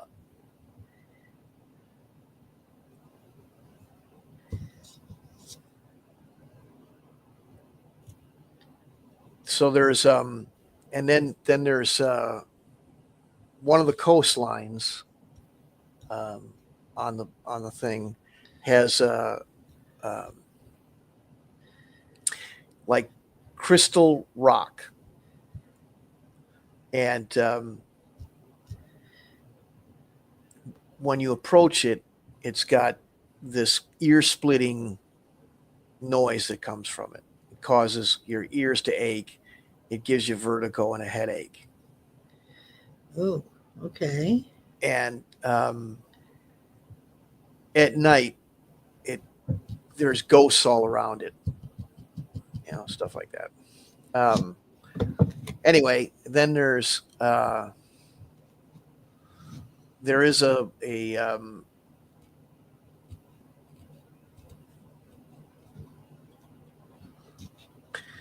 there's a hole, a large sinkhole in uh, the forest, Okay. and if you go in there, or if you fall into it, or the players fall into it, or whatever. I don't want to give it away for everybody because you might play in this, and it's got some kind of neat, but it's got this big sinkhole and stuff like that. Um, And it leads you to a dungeon or something dangerous, maybe? Something maybe. amorphous and untold? Should I just tell you anyway? Because it kind of kills it if I don't, I suppose. But if I do, then you'll know what's going to happen, and you won't have any fun playing it, I guess. You tell me, spoilers, no spoilers. No spoilers. Okay. So then there's uh, Just write it down in your notes so you don't forget it yourself. right. Then there's the broken rainbow. It's not like a normal rainbow. It's kind of all looks like it's all the bows aren't really bows. They're kind of mismatched, and they have Hmm. different colors. Like they're more like shades of black and gray than um, that the colors normally rainbows have. But it's always Hmm. there, and it it's very large, and it's just hovers over the entirety of the uh, island, and you can see it from somewhat far away. Cool. Which Now, is what it kind of, it's like, it's a broken rainbow is like leading, kind of goes with the sort of leprechaun theme. right, that's who's. I mean, I got to tell you because it's kind of, but that's what it. At the end of it, if you follow it, you'll find the leprechauns. And I'm guessing they're not as nice as you might expect them to Yeah, be. they're not Lucky Charms guys. So They're not lucky or charming. yeah, right, right.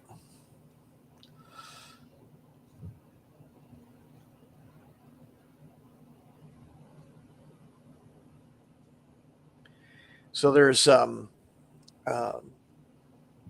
harpies and some other a Meyerborn uh, colossal monster. I was thinking this thing that comes out of the swamps that looks like um, it's kind of like a giant, um, like like the creature from the Black Lagoon, but much bigger. That kind of thing, made out of muck and mud and reeds and grass and stuff like that. And Okay. he's just this giant behemoth. Um,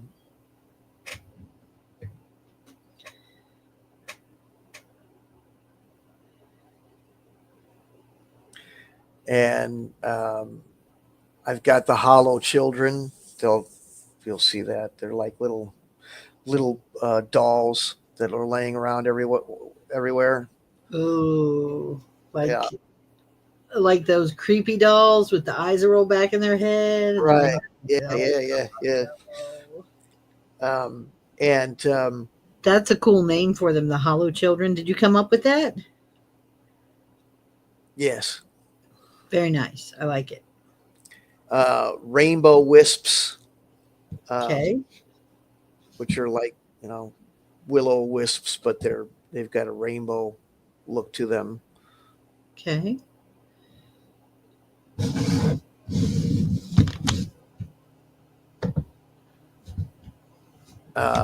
Then there's a couple other things, but I'll keep them. Sorry. And Tony's vampire Damn here. navy, yeah, navy. So there is there's a constant naval patrol around the island, Uh-huh. and in the day, there are people that will warn you off. But at night, they'll still act like they're trying to warn you off, but they're actually going to jump you and bite you because they become vampire at night. Right. Cool. So it's very foggy, not around the island, even on the water near the island is very foggy. There's a constant low wind. Time is somewhat fractured, so when you walk around, you might get into some sort of temporal loop. Okay. And it occasionally rains blood, and the blood makes you freak out and trip. It causes hallucinations and intense paranoia. That sounds like a horrifying place. So why would anybody go to this place? Nobody does, but it's the thing is like I wanted to share it with you, but in sharing with you, you discover everything. It's really meant to be a complete mystery. It's just this thing on the map that players are supposed to go check out, and then they run into all this shit. But we're creating it, so you got to know. But it does kind of give away the spoilers on it. Right. So. Well, if the folks who are listening are like going to be game masters of the games going forward, Right. Then then that works out because they can still use it, just keep it secret from your players. Right. So that rounds everything out except for the faded place. Now we could just, so if we wait for Dave and put that together, then we've got everything. The next step would be to take the notes from all these different things and flesh them out into a fully functional book. Right. And you're going to want to have like you'll want to have some actual characters added in, some numbers for the monster values for them, and that kind of thing, to give it some more, Yep. Yeah.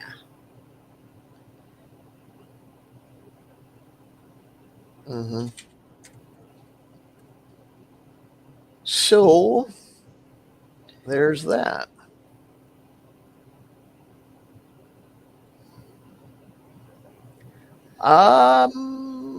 Yeah.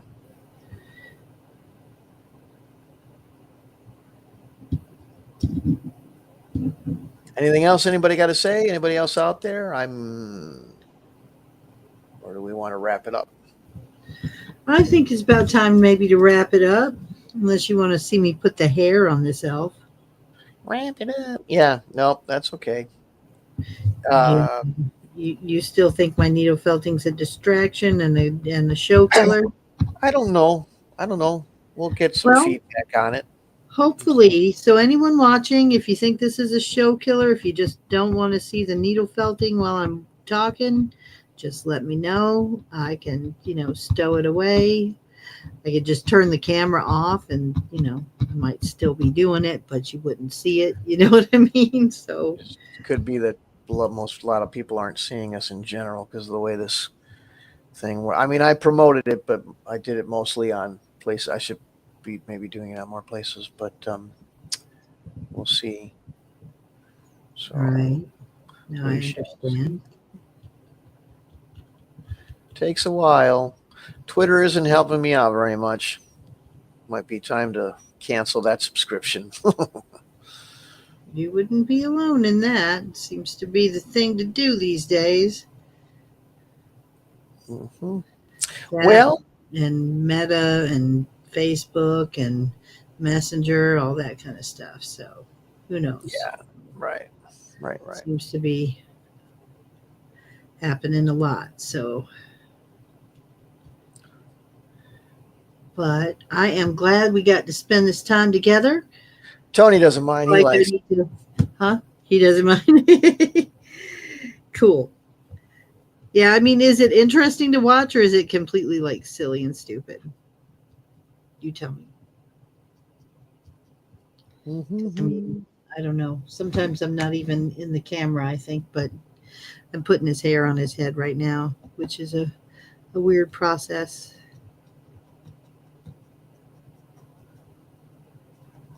There, now you can see the whole thing. What? Oh, yeah. Now I put it on the big screen. Okay. Yeah. So, yeah, we're getting his hair on there. See, he's got the most awesome troll hairdo right now. Have we tried during the day? Maybe we should try during the day. Everybody says do it between 6 and 9, but Yeah, we've been doing it at 9, so maybe we should do it more in try the day. earlier. Yeah, A little maybe. earlier in the day might be cool.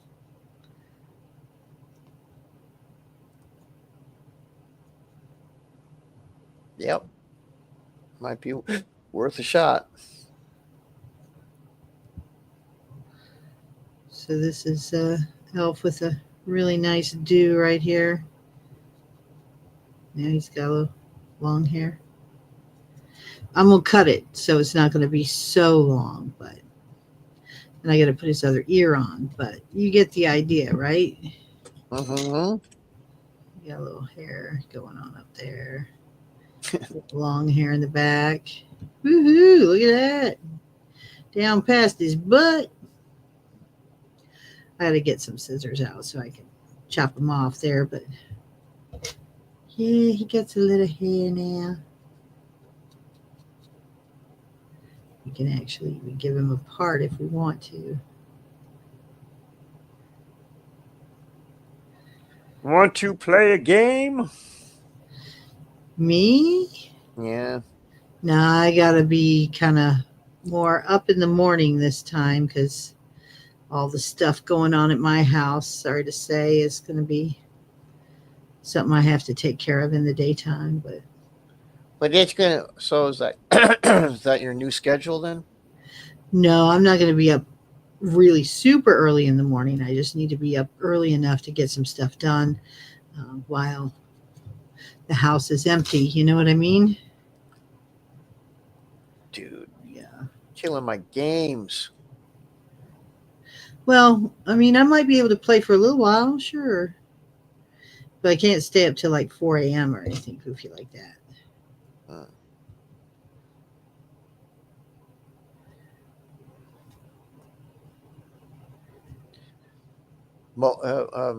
Tony is quite impressed. He likes it. Oh, you like it? Like my little... Hi. I'm an elf. I've only got one ear. Had an accident, with an orc. Van Elf, Van Elf. Yeah, sure. He could be Van Elf. Like Van Gogh, but elf. Yeah. Yeah, I'm a painter. He's got his pants on. He's got his hair on. We're going to cut his hair a little bit because, it's a little extreme right now, but we're going to cut it about that length. So he has, nice long elfy hair. Then you give him some eyes and a little nose and another ear, little mouth. And then he'll have his little vest, which I think is going to be like this color, maybe. I might give him that color vest. Or maybe I'll just do his accessories. I'll do his, that's what I'll do. I'll do a belt out of this brown. And then he'll have a little, kind of jacket that he wears with little trim that's going to be in this color brown. So he's going to be like a wood elf, and he'll have his bow. He's going to be cool. Mm-hmm. And then he's going to go out and he's going to be dancing in the moonlight.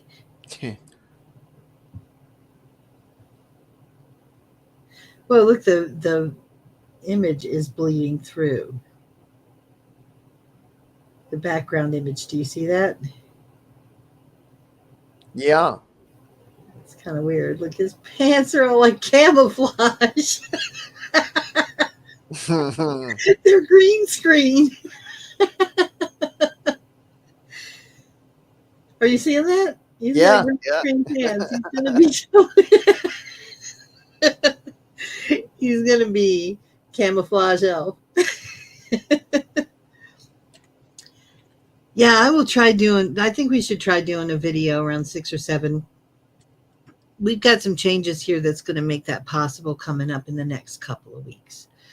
So right now it's going to be a little hard to do that schedule. We'll have to probably stick to the other schedule, but yeah.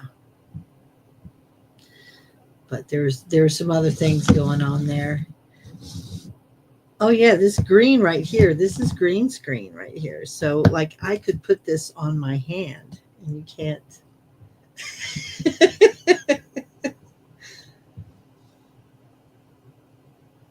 Are you seeing it? Yeah. Look, it's a magic mirror. Oh my God, is that funny? She just needs to turn off the option. Tony's asking how you fix that. There's a switch that you hit that'll turn that off. Yeah, but I kind of like the way his pants are camouflaged.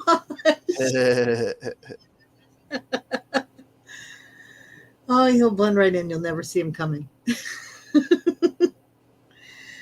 But anyway, yeah, thank you for hanging out with us, Tony.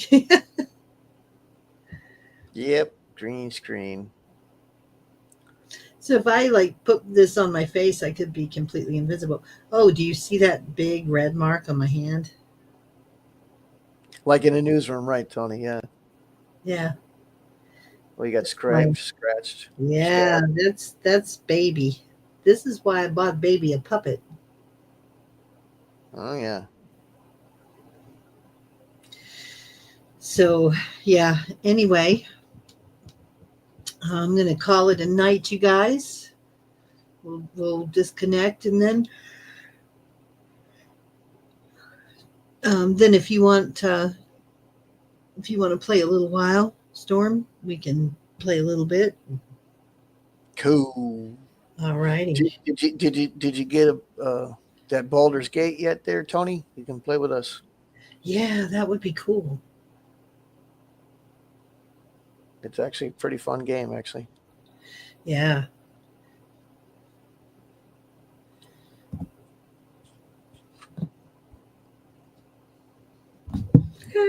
I dropped the green.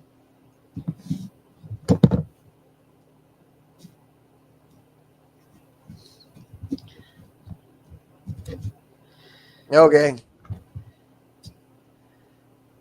Have a great night. You know, the best part about D&D is you don't need a computer to play it.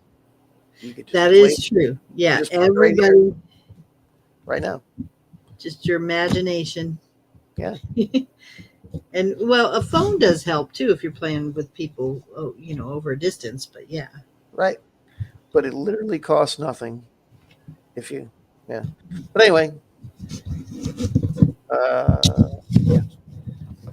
Okay. thanks again for hanging out with us. Everybody who's been watching, thank you again for participating and for watching. And if you liked our content tonight, please do like and subscribe and share all the things so that we can keep this content coming to you. And hope you all have a wonderful, huh? I promise to perk it up. Yes. We will be doing some perking, but thank you again, everyone. And please reach out if you need anything from us, or if you just want to say hi or communicate or dance with my elf in the moonlight, whatever floats your boat.